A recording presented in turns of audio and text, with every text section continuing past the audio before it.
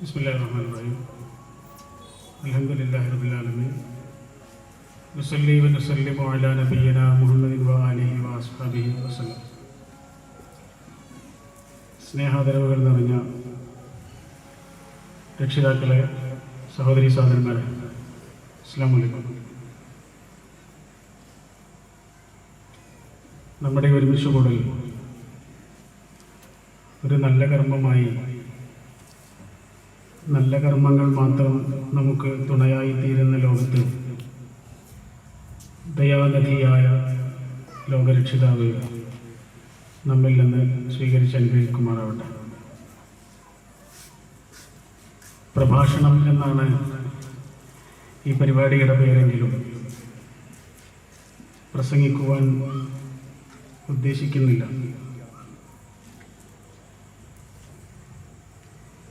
കാരണം നമ്മൾക്കിവിടെ ഒന്നും സ്ഥാപിക്കുവാനില്ല. ഒന്നും സ്ഥാപിക്കാനില്ലാത്തിടത്ത് പതുക്കെ സംസാരിച്ചാൽ മതി. എല്ലാ യാത്രകളുടെയും ഇടയിൽ നമ്മൾ മറന്നു പോകുന്ന അവനവനിലേക്കുള്ള യാത്രയെക്കുറിച്ചുള്ള ചില ഓർമ്മപ്പെടുത്തലുകൾ പറയുന്ന ആളോടും കേൾക്കുന്ന ആളുകളോടും അത്രയേ ഉള്ളൂ. എല്ലാ യാത്രകളുടെയും ഇടയിൽ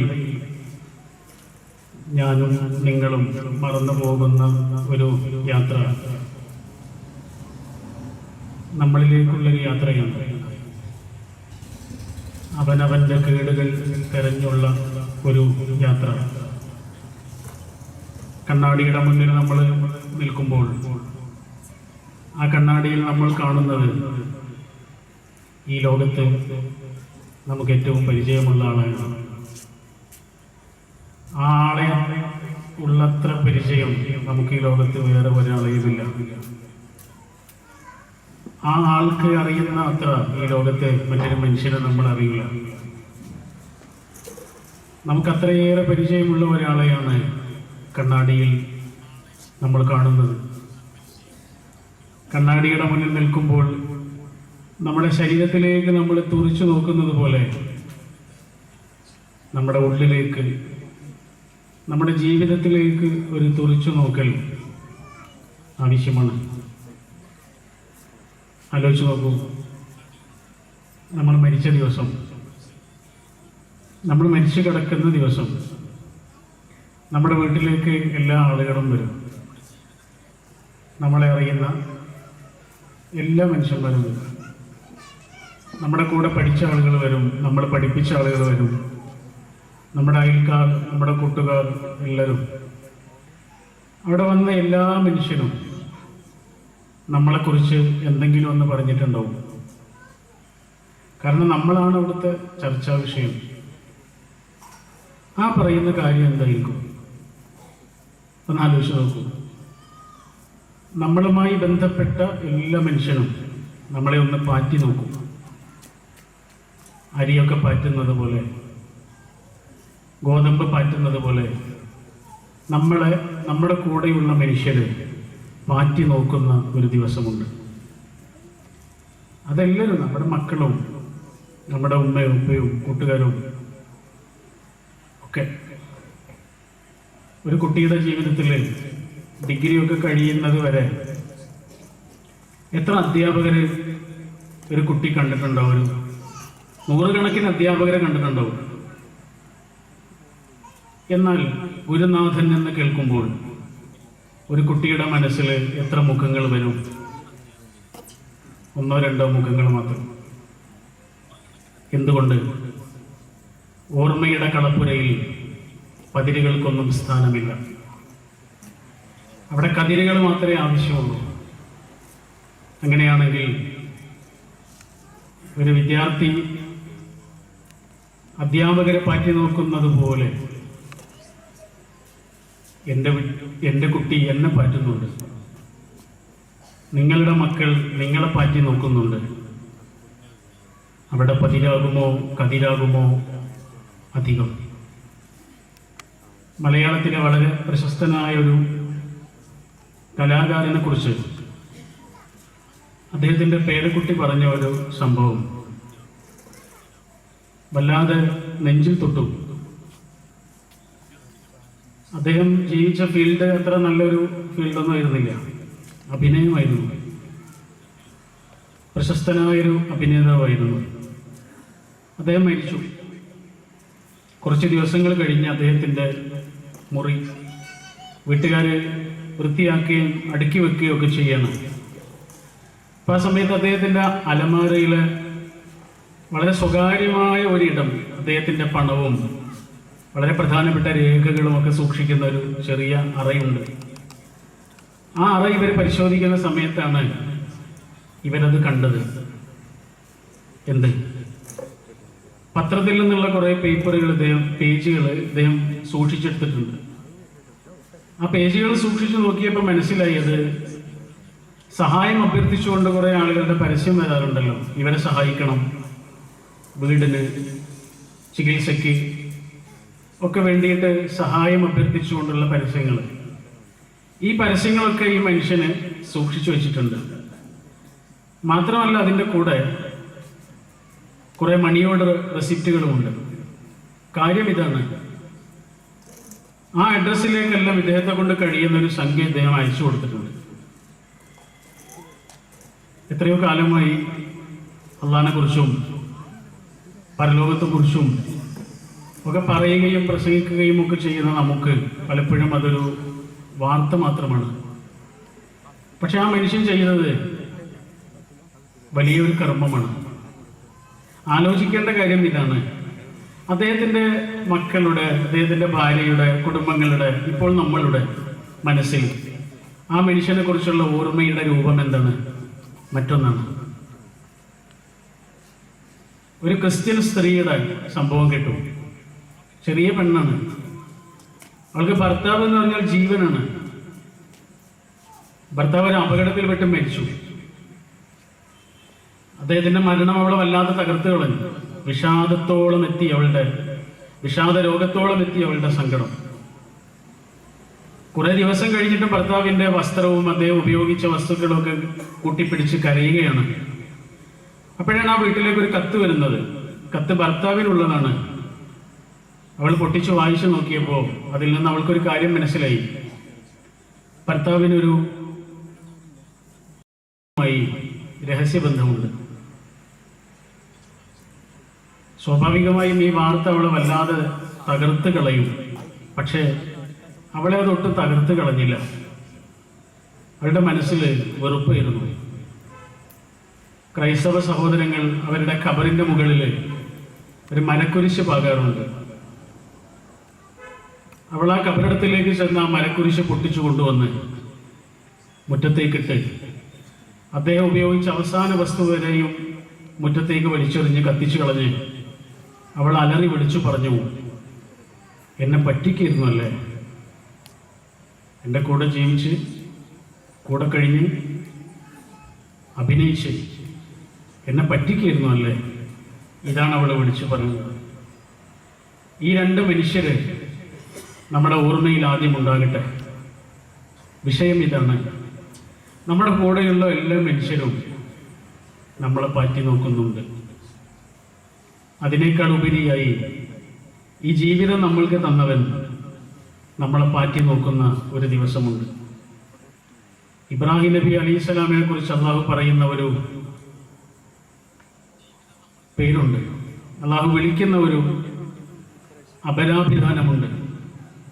അതെന്താണ്? ഖലീലുല്ലാ എന്നാണ്. അള്ളാഹിന്റെ ചങ്ങാതി എന്നാണ് അതിൻ്റെ അർത്ഥം. ഒരായുസ്സിന് അള്ളാഹു കൊടുത്ത മാർക്കാണത്. വെറുതെ കിട്ടൂലല്ലോ. ഒരായുസ്സിന്, പ്രവാചകനാണ്, ഒരായുസ്സിന് അള്ളാഹു കൊടുത്ത മാർക്കാണ് ഖലീലുള്ള. നമ്മുടെ മാർക്ക് എന്തായിരിക്കും? പറയുന്ന ആളും കേൾക്കുന്ന ആളുകളും എപ്പോഴും നമ്മുടെ ഉള്ളിനോട് ചോദിക്കേണ്ട ഒരു ചോദ്യമാണത്. അതേ ചോദ്യമാണ് അള്ളാഹു നമ്മോട് പറഞ്ഞത്, നമ്മോട് ഉയർത്തിയത്. വൽതൻദുർ നഫ്സുൻ മാ ഖദ്ദമത് ലിഗദിൻ. അർത്ഥം പറയേണ്ടതില്ലാത്ത വിധം നമുക്ക് പരിചിതമാണ് ആ വചനം. ഉമ്മയുടെ ഗർഭപാത്രത്തിൽ നിന്ന് ഈ ലോകത്തേക്ക് വരുമ്പോൾ നമ്മൾ ആദ്യമായി രുചിച്ചത് ഒരു തുള്ളി മുലപ്പാലായിരുന്നു. ഈ ലോകത്തിൽ നിന്ന് നമ്മൾ ഒരു ദിവസം പോകും. ആ പോകുന്ന ദിവസം അവസാനമായി നമ്മൾ രുചിക്കുന്നത് ഒരു തുള്ളി വെള്ളവുമാണ്. മുലപ്പാൽ എന്ന തുള്ളിക്കും ആ ജീവജലമാകുന്ന തുള്ളിക്കുമിടയിലുള്ള ഒരു ഓട്ടപ്പാച്ചിലിൻ്റെ പേരാണ് നമ്മുടെ ജീവിതം. 30,000 ദിവസങ്ങളുടെ ഒരു കേസുകെട്ടാണ്. അത്രയേ ഉള്ളൂ. എണ്ണി നോക്കിയാൽ തീരാവുന്നത്രയും ചെറുതാണ്. ജനനമെന്ന വാതിലിലൂടെ വന്ന് മരണമെന്ന മറ്റൊരു വാതിലിലൂടെ തിരിച്ചു പോകുന്നതിന് മുമ്പുള്ള കുറച്ച് ശ്വാസമാണ്. ശരി, പക്ഷെ ഈ ആയുസ്സിനെ മനോഹരമാക്കി നിലനിർത്തുന്നത് എന്താണ്? ചെറുതാണ്, പക്ഷെ ഇതിനെ വലുതാക്കുന്നത് എന്താണ്? നമ്മുടെ കർമ്മങ്ങളാണ്, അല്ലാതെ മറ്റെന്താണ്? ഞാൻ എന്ന് പറഞ്ഞാൽ ഞാൻ ചെയ്ത കർമ്മങ്ങളല്ലേ? നിങ്ങൾ എന്ന് പറഞ്ഞാൽ നിങ്ങൾ ചെയ്ത കർമ്മങ്ങളല്ലേ? അല്ലാതെ എന്താണ്?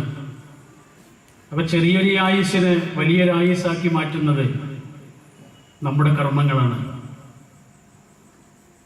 ഉമ്മയുടെ പാല് കുടിച്ചുകൊണ്ടിരിക്കുന്ന കുട്ടിയെ സംബന്ധിച്ചിടത്തോളം ലോകത്തുള്ളതൊക്കെ പാലാണ്.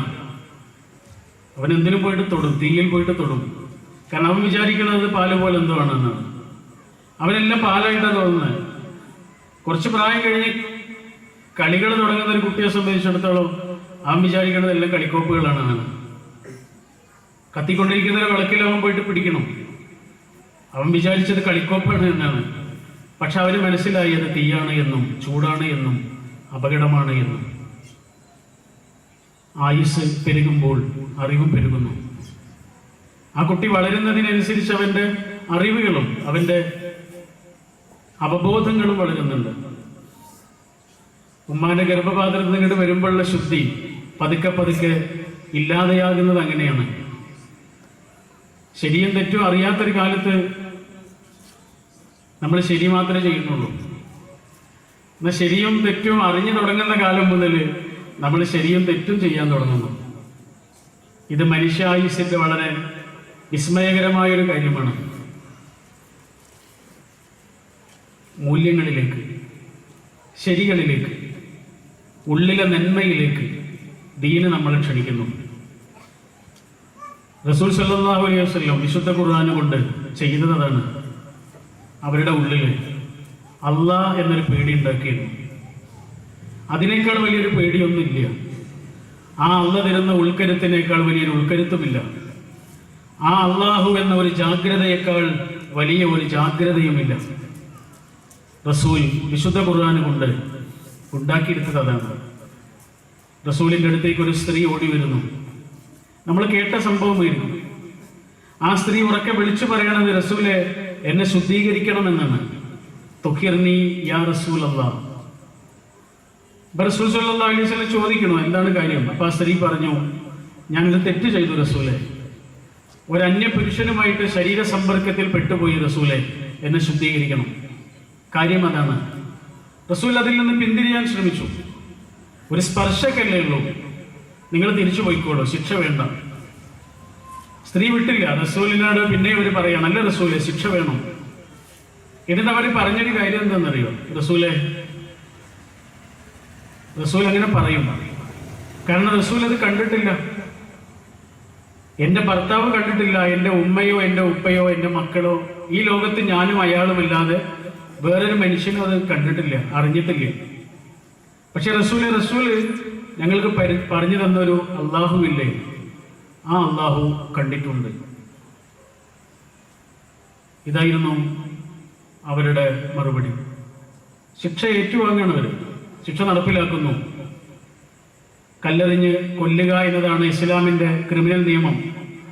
ഒരു കല്ല് അവരുടെ ശരീരത്തിൽ തട്ടിയിട്ട് ചെറിയൊരു ചോരത്തുള്ളി അലി റളിയല്ലാഹു അൻഹുവിന്റെ വസ്ത്രത്തിൽ വന്ന് പതിച്ചു എന്ന് പറയുന്നു.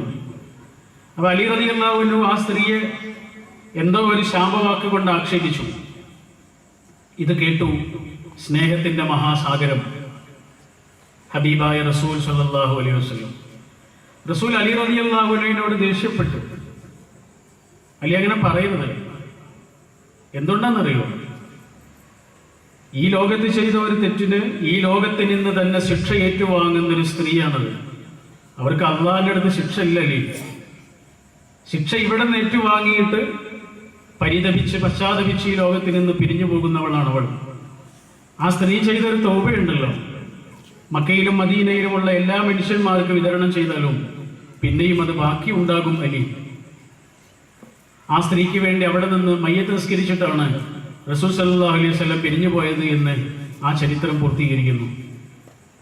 ഒരു പോലീസിനെയും അവർ പേടിച്ചില്ല, ഒരു പട്ടാളത്തെയും പേടിച്ചില്ല. പിന്നെ പേടിച്ചതാരെയാണ്? കണ്ണുകൾ കൊണ്ട് കാണാൻ കഴിയാത്ത ഒരു അള്ളാഹുവിനെ കുറിച്ചുള്ള ഉൾഭയം കൊണ്ട് കണ്ണുകൊണ്ട് കാണുന്ന കാര്യങ്ങൾ പോലും നിയന്ത്രിക്കപ്പെടുന്നു. ഇതിനേക്കാൾ വലിയൊരു മഹാത്ഭുതം മറ്റൊന്നുണ്ടോ? അതുകൊണ്ടല്ലേ അള്ളാഹുവിനെ അദൃശ്യമായി ഭയക്കുന്നവർ എന്ന് പ്രത്യേകമായി ഖുർആൻ എടുത്തു പറയണ. നേരത്തെ ഇവിടെ ഓതി വെച്ചല്ലോ, അത് ഒരു ചിത്രമില്ല, ഒരു ശില്പമല്ല, സങ്കല്പിക്കാനൊരു രൂപം പോലും ഇല്ല. എന്നിട്ടും അവർ അള്ളാഹനെ പേടിക്കുന്നു. അവരുടെ വാക്കുകളിൽ, അവരുടെ നോക്കുകളിൽ, അവരുടെ ബന്ധങ്ങളിൽ, അവരുടെ കർമ്മങ്ങളിൽ അവരുടെ ഉള്ളിലൊരു ഭയമുണ്ട്. അത് അള്ളാഹു. ഒരു ചിത്രം അവരുടെ കയ്യിലില്ല, ഒരു രൂപവും സങ്കല്പിക്കുവാനില്ല. എന്നിട്ടും അവർ പേടിക്കുന്നു ആ അള്ളാഹുവിനെ. ഇതാണ് ഖുർആൻ അവർക്ക് പറഞ്ഞു കൊടുത്തത്. മാറുകയായിരുന്നു. അവരുടെ ഉള്ളു മാറിയപ്പോൾ അവരുടെ പുറത്തും മാറി. ഉള്ളിൻ്റെ ഉള്ളിൽ നിന്നാണ് സംസ്കരണ പ്രക്രിയ വിശുദ്ധ ഖുർആൻ ആരംഭിക്കുന്നത്. പുറത്തുള്ള ഏതാനും പ്രവർത്തനങ്ങളല്ല, ഉള്ളിലായിരുന്നു. അവരുടെ ഉള്ളിൻ്റെ ഉള്ളിലുള്ള അടിമത്തങ്ങളെയൊക്കെ ഇല്ലാതെയാക്കി. പലതരത്തിലുള്ള അഭിനിവേശങ്ങളുണ്ടായിരുന്നു. ആ അഭിനിവേശങ്ങളിൽ നിന്ന് അവരെ മോചിപ്പിച്ചു. അവരെ ശുദ്ധമായൊരു പ്രകൃതിയിലേക്ക് തിരിച്ചു കൊണ്ടുവന്നു. അതൊരു വല്ലാത്ത തിരിഞ്ഞു നടത്തം തന്നെയായിരുന്നു. ഏത് യാത്രയെക്കാളും പ്രധാനമാണ് അവനവനിലേക്കുള്ള യാത്രയെന്ന് ഏറ്റവും മനോഹരമായി നമുക്ക് പറഞ്ഞു തന്നിട്ടുണ്ട് മഹാനായ ഉമർ റളിയല്ലാഹു അൻഹു. ആ ജീവിതം തന്നെയാണ് അവനവനിലേക്കുള്ള യാത്രയ്ക്ക് ഏറ്റവും മനോഹരമായ ഉദാഹരണം. ആരായിരുന്നു ഉമർ എന്ന് പറയേണ്ട കാര്യമില്ല, പക്ഷെ ആരായി തീർന്നു ഉമർ എന്ന് പിന്നെയും പിന്നെയും നമ്മൾ പറഞ്ഞുകൊണ്ടിരിക്കണം. കാരണം എന്താണെന്നറിയോ? അനസ് റളിയല്ലാഹു അൻഹു പറയുന്നുണ്ട്, സഹാബിമാരായ ഉമ്മമാർ, സഹാബികളായ ഉമ്മമാർ മക്കൾക്ക് ഖുർആനും ഹദീസും പറഞ്ഞു കൊടുക്കുന്നത് പോലെ ഉമറിനെ കുറിച്ചും അബൂബക്കറിനെ കുറിച്ചും പറഞ്ഞു കൊടുക്കുമായിരുന്നു. ഖുർആനും ഹദീസും പറഞ്ഞു കൊടുക്കുന്നത് പോലെ ഉമറിനെ കുറിച്ചും അബൂബക്കറിനെ കുറിച്ചും അവർക്ക് പറഞ്ഞു കൊടുക്കുമായിരുന്നു. എന്തുകൊണ്ട്? അത്രയും ഉണ്ട്. ഉമർ റളിയല്ലാഹു അൻഹുവിനെ കുറിച്ച് പറയുന്നൊരു സംഭവമുണ്ട്. ഒരു മനുഷ്യന്റെ മാറ്റമാണ്. ആശയങ്ങൾ, ആദർശങ്ങൾ എന്നൊക്കെ പറഞ്ഞാൽ പുസ്തകങ്ങളിൽ കിടക്കുന്ന കാര്യമാണ്. പക്ഷെ അത് മനുഷ്യനെ സ്വാധീനിക്കണം. ആ മനുഷ്യൻ മാറുന്നു. അയാളുടെ ഉള്ളും പുറവും മാറുന്നു. അയാളുടെ വാക്കും കർമ്മങ്ങളും വിചാരങ്ങളും ശുദ്ധീകരിക്കപ്പെടുന്നു. അയാൾ മറ്റൊരാളായി മാറുന്നു. മറ്റൊരു ജീവിതം സാധ്യമാണ് എന്ന് പിന്നീടുള്ള ആയുസ് കൊണ്ട് അദ്ദേഹം തെളിയിക്കുന്നു. അല്ലെ? മറ്റൊരു ജീവിതവും സാധ്യമാണ് എന്ന് പിന്നീടുള്ള ആയുസ് കൊണ്ട് തെളിയിക്കുന്നു. അതല്ലേ ഉമർ റളിയല്ലാഹു അൻഹുവിന്റെ ചരിത്രം പറയുന്നത്? പാതിരാവുകളെ 3 തിരിച്ചിരുന്നു എന്ന്. കുറച്ച് സമയം ഉറങ്ങും, പിന്നെ എഴുന്നേറ്റ് നിസ്കരിക്കും, പിന്നെ വീട്ടിൽ നിന്ന് ഇറങ്ങും. നാടറിയാൻ, നാടിനെ അറിയാൻ, പ്രശ്നങ്ങളെ അറിയാൻ പകൽ അദ്ദേഹത്തിന് സമയമല്ല. അത്രയും വിസ്തൃതമായ ഒരു സാമ്രാജ്യത്തിന്റെ ഭരണാധികാരിയാണ് അദ്ദേഹം. അദ്ദേഹം ആ ഇറങ്ങുമ്പോൾ കൂടെ ഇറങ്ങാൻ വേണ്ടിയിട്ട്, നടക്കാൻ വേണ്ടിയിട്ട് സഹാബികൾ മത്സരിച്ചിരുന്നു എന്നാണ്. കാരണം എന്താണെന്നറിയോ? ജീവിതാനുഭവങ്ങളുടെ കരുത്ത് പകരുന്ന യാത്രയായിരുന്നു അത്. ഒരിക്കൽ അദ്ദേഹത്തിന്റെ കൂടെയുണ്ട് അസ്ലം റളിയല്ലാഹു അൻഹു.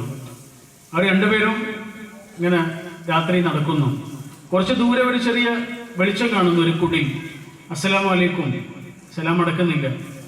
പിന്നെയും സലാം ആവർത്തിച്ചു. 3ാമത്തെ തവണ സലാം പറഞ്ഞപ്പോഴാണ് സലാം അടക്കിയിട്ടൊരു ഉമ്മ പുറത്തേക്ക് ഇറങ്ങി വരുന്നത്.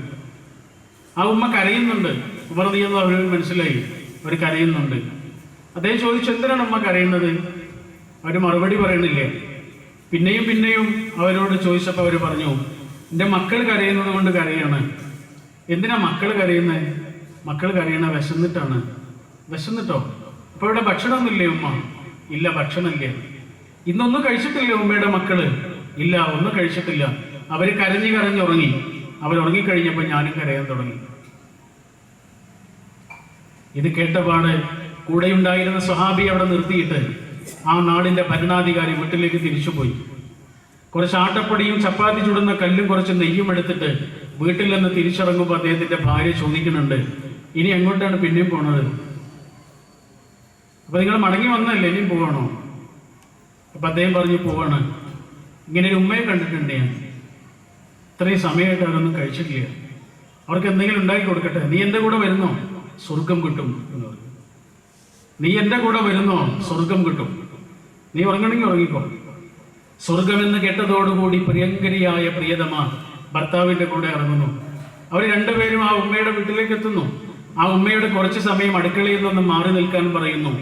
ആ നാടിന്റെ ഭരണാധികാരിയും ഭരണാധികാരിയുടെ ഭാര്യയും ആ അടുക്കളയിലേക്ക് കയറിയിട്ട് ചപ്പാത്തി ചുട്ട് നെയ്യ് പുരട്ടി ആ പാവ ഉമ്മയ്ക്കും പിഞ്ചു മക്കൾക്കും അത് വിളമ്പിക്കൊടുത്ത് ആർത്തിയുടെ ആനന്ദത്തോടെ അത് കഴിക്കുന്നത് കണ്ട് തിരിച്ച് ആ വീട്ടിൽ നിന്ന് ഇറങ്ങുമ്പോൾ മഹാനായ ഉമർ റളിയല്ലാഹു അൻഹു ആ ഉമ്മയോട് രണ്ട് കാര്യങ്ങൾ ആവശ്യപ്പെട്ടു. ഒന്നാമതായി പറഞ്ഞു, ഞാനീ ചെയ്തു തന്ന കാര്യം നിങ്ങളൊരാളോട് പറയരുത് കേട്ടോ, എനിക്കത് പൊരുത്തല്ലാത്ത കാര്യമാണ്. രണ്ടാമതായി പറഞ്ഞു, ഞാനീ ചെയ്തു തന്ന കാര്യം നിങ്ങളൊരാളോട് പറയണം. നിങ്ങൾ പ്രാർത്ഥിക്കുമ്പോൾ പറയണം, അവനോട് പറയണം. കാരണം ഒരുപാട് തെറ്റ് ചെയ്ത ഒരാളാണ് ഇന്ന് നിങ്ങളുടെ വീട്ടിലേക്ക് കയറി വന്ന ഈ സഹോദരൻ എന്ന് പറഞ്ഞ ആ വീട്ടിൽ നിന്ന് അദ്ദേഹം ഇറങ്ങുമ്പോൾ ആ ഉമർ റളിയല്ലാഹു അൻഹുവിനോട് പറയണേ, നിങ്ങളെപ്പോലെയുള്ള ആളുകളാണ് ഈ നാടിൻ്റെ ഭരണാധികാരികളാകേണ്ടത്. ആ നാടിൻ്റെ ഭരണാധികാരി തന്നെയാണ് പാതിരാവിൽ ആ വീട്ടിലേക്ക് കയറി വന്ന് ചപ്പാത്തി ചുട്ട് തിരിച്ചു പോകുന്നത് എന്ന് ആ ഉമ്മക്ക് മനസ്സിലായിട്ടില്ല. പരിചയപ്പെടുത്താൻ നിന്നില്ല ഉമർ. അടുത്ത സാധുവിനെ തേടി പോവുകയായിരുന്നു ആ ജീവിതം. അലി റളിയല്ലാഹു അൻഹുവിന്റെ മകൻ ഹുസൈൻ റളിയല്ലാഹു അൻഹുവിന് ഒരു കുട്ടി ഉണ്ടായിരുന്നു, പേരക്കുട്ടി. അലി റളിയല്ലാഹു അൻഹുവിന്റെ പേരക്കുട്ടിയുടെ പേര് അലി എന്ന് തന്നെയാണ്. പക്ഷെ ആളുകൾ അദ്ദേഹത്തെ വിളിച്ചത് സജ്ജാദ് എന്നായിരുന്നു, സൈനുൽ ആബിദീൻ എന്നായിരുന്നു. ഇതൊക്കെയായിരുന്നു അദ്ദേഹത്തിന്റെ അപരനാമങ്ങൾ. അത്രയും ഇബാദത്തുകളിൽ ശ്രദ്ധിച്ചിരുന്ന ഒരു നല്ല മനുഷ്യൻ. അദ്ദേഹം മരിച്ചു. മരിച്ച ദിവസം അദ്ദേഹത്തിന് മയ്യത്ത് കുളിപ്പിക്കണം, ഭാര്യയും മക്കളും. അപ്പോഴാണ് അദ്ദേഹത്തിന്റെ മുതുകിൽ ഒരു ചെറിയ തഴമ്പ് കാണുന്നത്. വലിയ തഴമ്പൊന്നുമില്ല, എന്തോ ഏറ്റിയത് പോലുള്ള ഒരു തഴമ്പാണ്. അദ്ദേഹത്തിനൊന്നും ഏറ്റേണ്ടി വന്നിട്ടില്ല.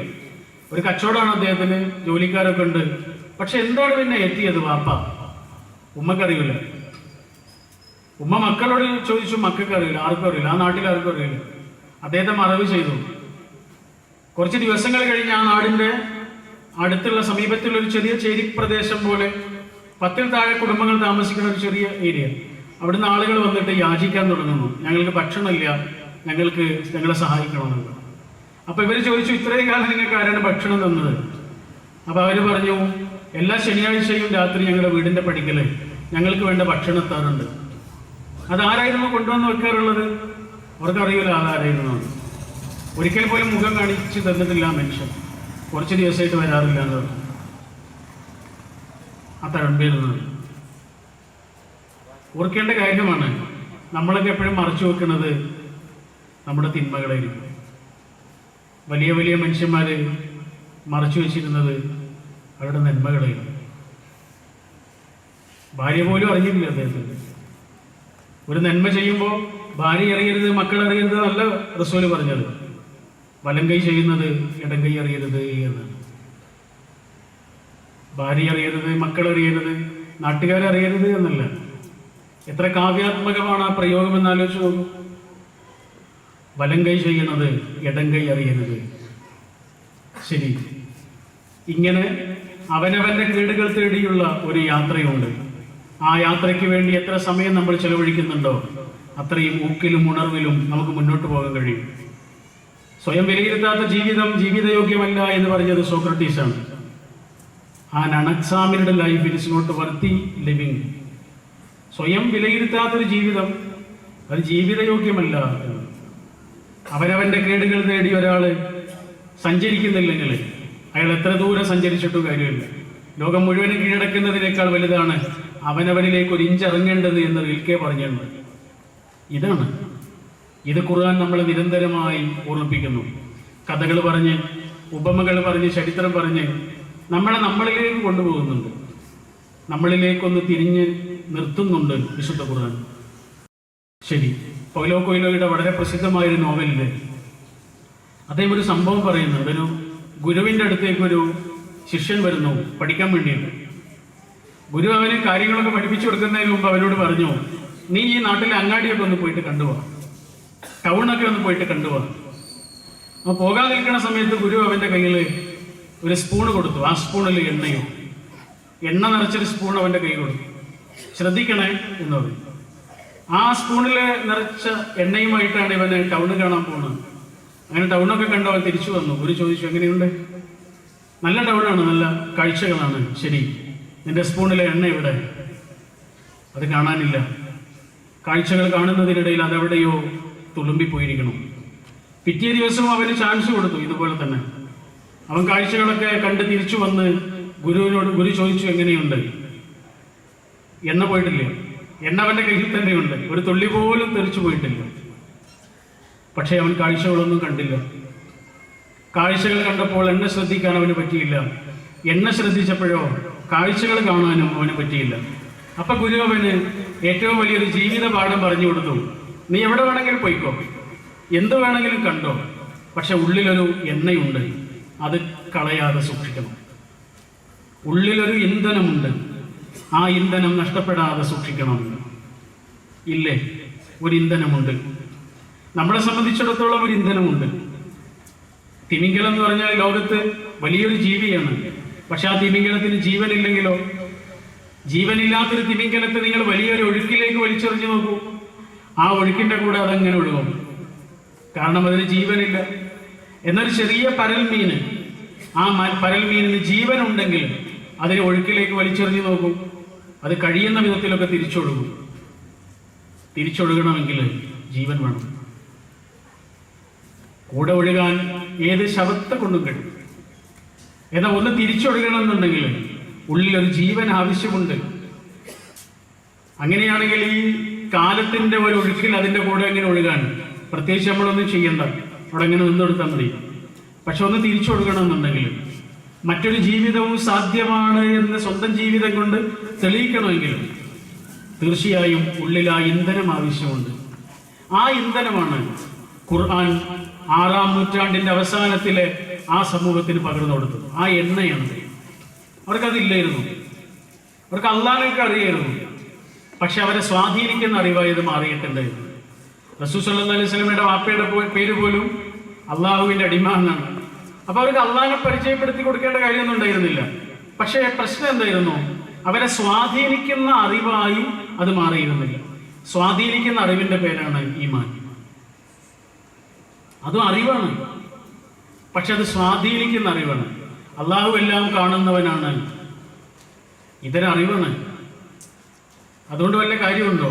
അതുകൊണ്ട് പ്രത്യേകിച്ച് ഒരു കാര്യമൊന്നുമില്ല. എന്നാൽ അള്ളാഹു കാണുമല്ലോ എന്ന് വിചാരിച്ചിട്ട് ഒരാളൊരു കാര്യം ചെയ്യാതിരിക്കുമ്പോൾ, ഒരാളൊരു കാര്യം പറയാതിരിക്കുമ്പോൾ, ഒരാളൊരു കാര്യത്തിലേക്ക് ഇടപെടാതിരിക്കുമ്പോൾ അതിൻ്റെ പേരെന്തായി? ഈമാനായി. സ്വാധീനിക്കുന്ന അറിവിൻ്റെ പേരാണ് ഈമാൻ. ആ സ്വാധീനിക്കുന്ന അറിവാണ് വിശുദ്ധ ഖുർആൻ അവർക്ക് പറഞ്ഞു കൊടുത്തത്. അതുകൊണ്ടാണ് നൂഹ് നബി അലൈഹിസ്സലാം അദ്ദേഹത്തിന്റെ സമൂഹത്തോട് ചോദിക്കുന്ന ഒരു ചോദ്യം സൂറത്ത് നൂഹിലുണ്ട്. അമാലക്കും ലാ തർജൂന ലില്ലാഹി വഖാറ. എന്താണ് നിങ്ങൾ അള്ളാഹുവിനൊരു വഖാറത്ത് കൊടുക്കാത്തതെന്ന് ചോദിക്കുന്നുണ്ട്. എന്താണ് നിങ്ങൾ അള്ളാഹുവിൽ വിശ്വസിക്കാത്തത് എന്നല്ല ചോദ്യം. വഖാറത്ത് എന്ന പദമാണ് ഏറ്റവും ശ്രദ്ധയൂന്നേണ്ട ഒരു പദമാണ് എന്ന് തോന്നുന്നു. വഖാറത്ത് അതെന്താണ്? അതൊരു ഉൾഭയമാണ്, ആഴത്തിലുള്ള സ്വാധീനമാണ്. റസൂൽ സല്ലല്ലാഹു അലൈഹി വസല്ലം ഈമാനിനെ വിശദീകരിച്ചപ്പോഴും അതാ പറഞ്ഞ്, മാ വഖറ ഫിൽ ഖൽബ്. അത് ഉള്ളിലുണ്ടാകുന്ന ഒരു വഖാറത്താണ് എന്ന് പറഞ്ഞു. എൻ്റെ ഉപ്പ എന്നോട് ചെയ്യരുത് എന്ന് പറഞ്ഞൊരു കാര്യം, അല്ലെങ്കിൽ എൻ്റെ ഉമ്മ എന്നോട് ചെയ്യരുത് എന്ന് പറഞ്ഞൊരു കാര്യം, എൻ്റെ അധ്യാപകൻ ചെയ്യരുത് എന്ന് പറഞ്ഞൊരു കാര്യം, ആ അധ്യാപകന്റെ കൺമുന്നിൽ വെച്ചിട്ട് ഞാൻ ചെയ്യൂല. അദ്ദേഹം അവിടെ ഇരിക്കുന്നുണ്ട്, അല്ലെങ്കിൽ ഉമ്മ എൻ്റെ മുന്നിൽ ഇരിക്കുന്നുണ്ട്, ഉമ്മാന്റെ മുന്നിൽ വെച്ച് ഞാൻ ചെയ്യൂല. ഉപ്പാന്റെ മുന്നിൽ വെച്ച് ഇല്ല. എന്തുകൊണ്ടാ? അവിടെ ഇരിക്കുന്നുണ്ട്. ഇതാണ് വഖാറത്ത്. എന്നാൽ എന്നോട് എൻ്റെ പടച്ചോൻ ചെയ്യരുത് എന്ന് പറഞ്ഞൊരു കാര്യം ഞാൻ ചെയ്യുന്നത് അവൻ്റെ കൺമുന്നിൽ വെച്ചിട്ടാണല്ലോ, എന്നിട്ടും എന്തുകൊണ്ട് എനിക്ക് പേടിയില്ല? ആ പേടി എന്നാണോ ഉണ്ടാവുന്നത്, അന്നാണ് വഖാറത്തായിട്ടത് മാറുന്നത്. ഞാനൊരു കാര്യം ചെയ്യുമ്പോൾ, ഒരു കാര്യം പറയുമ്പോൾ, ഒരു കാര്യത്തിൽ ഇടപെടുമ്പോൾ യഥാർത്ഥത്തിൽ ആ പടച്ചോന്റെ കൺമുന്നിൽ വെച്ചിട്ടാണ് ചെയ്യുന്നത്. എന്നിട്ട് എന്താ എനിക്കൊരു മടിയില്ലാത്തത്? എന്നിട്ട് എന്താണ് എനിക്ക് യാതൊരു ഉത്ഭയവും തോന്നാത്തത്? അവൻ കാണുന്നുണ്ടല്ലോ എന്നൊരു ലജ്ജ പോലും ഇല്ലാതെ എത്ര നിസ്സാരമായിട്ടാണ് ഞാൻ ആ തിന്മയെ കാണുന്നത്. പ്രശ്നം എന്താണ്? അറിവില്ലാഞ്ഞിട്ടാണോ? അള്ളെല്ലാം കാണും എന്ന അറിവില്ലാഞ്ഞിട്ടാണോ? ആ അറിവുണ്ടല്ലോ. ഇല്ലാത്തത് എന്താണ്? ഇല്ലാത്തത് വഖാറത്താണ്. ആ വഖാറത്തിലേക്കാണ് ഖുർആൻ അവരെ കൊണ്ടുവന്നത്. അപ്പോൾ അവർ മാറി. ഒരു സമൂഹം മാറി, ഒരു നാട് മാറി. ലോക ചരിത്ര സംഗ്രഹം എന്ന് പറഞ്ഞൊരു പുസ്തകമുണ്ട്. H.G. വെൽസ് എഴുതിയ പുസ്തകമാണ്. H.G. വെൽസ് ഈശ്വരവിശ്വാസി പോലുമല്ല.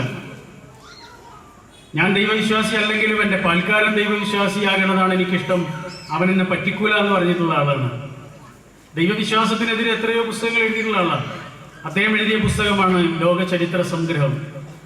ആ ലോക ചരിത്ര സംഗ്രഹം എന്ന പുസ്തകം മലയാളത്തിലേക്ക് പരിഭാഷപ്പെടുത്തിയിട്ടുള്ളത് നമ്മുടെ മുൻ മുഖ്യമന്ത്രിയായ ശ്രീ C. അച്യുതമേനോനാണ്. ഈ രണ്ടാളുകൾക്ക് ഇസ്ലാമിനെ കുറിച്ച് നല്ലത് പറയേണ്ട യാതൊരു ബാധ്യതയില്ല.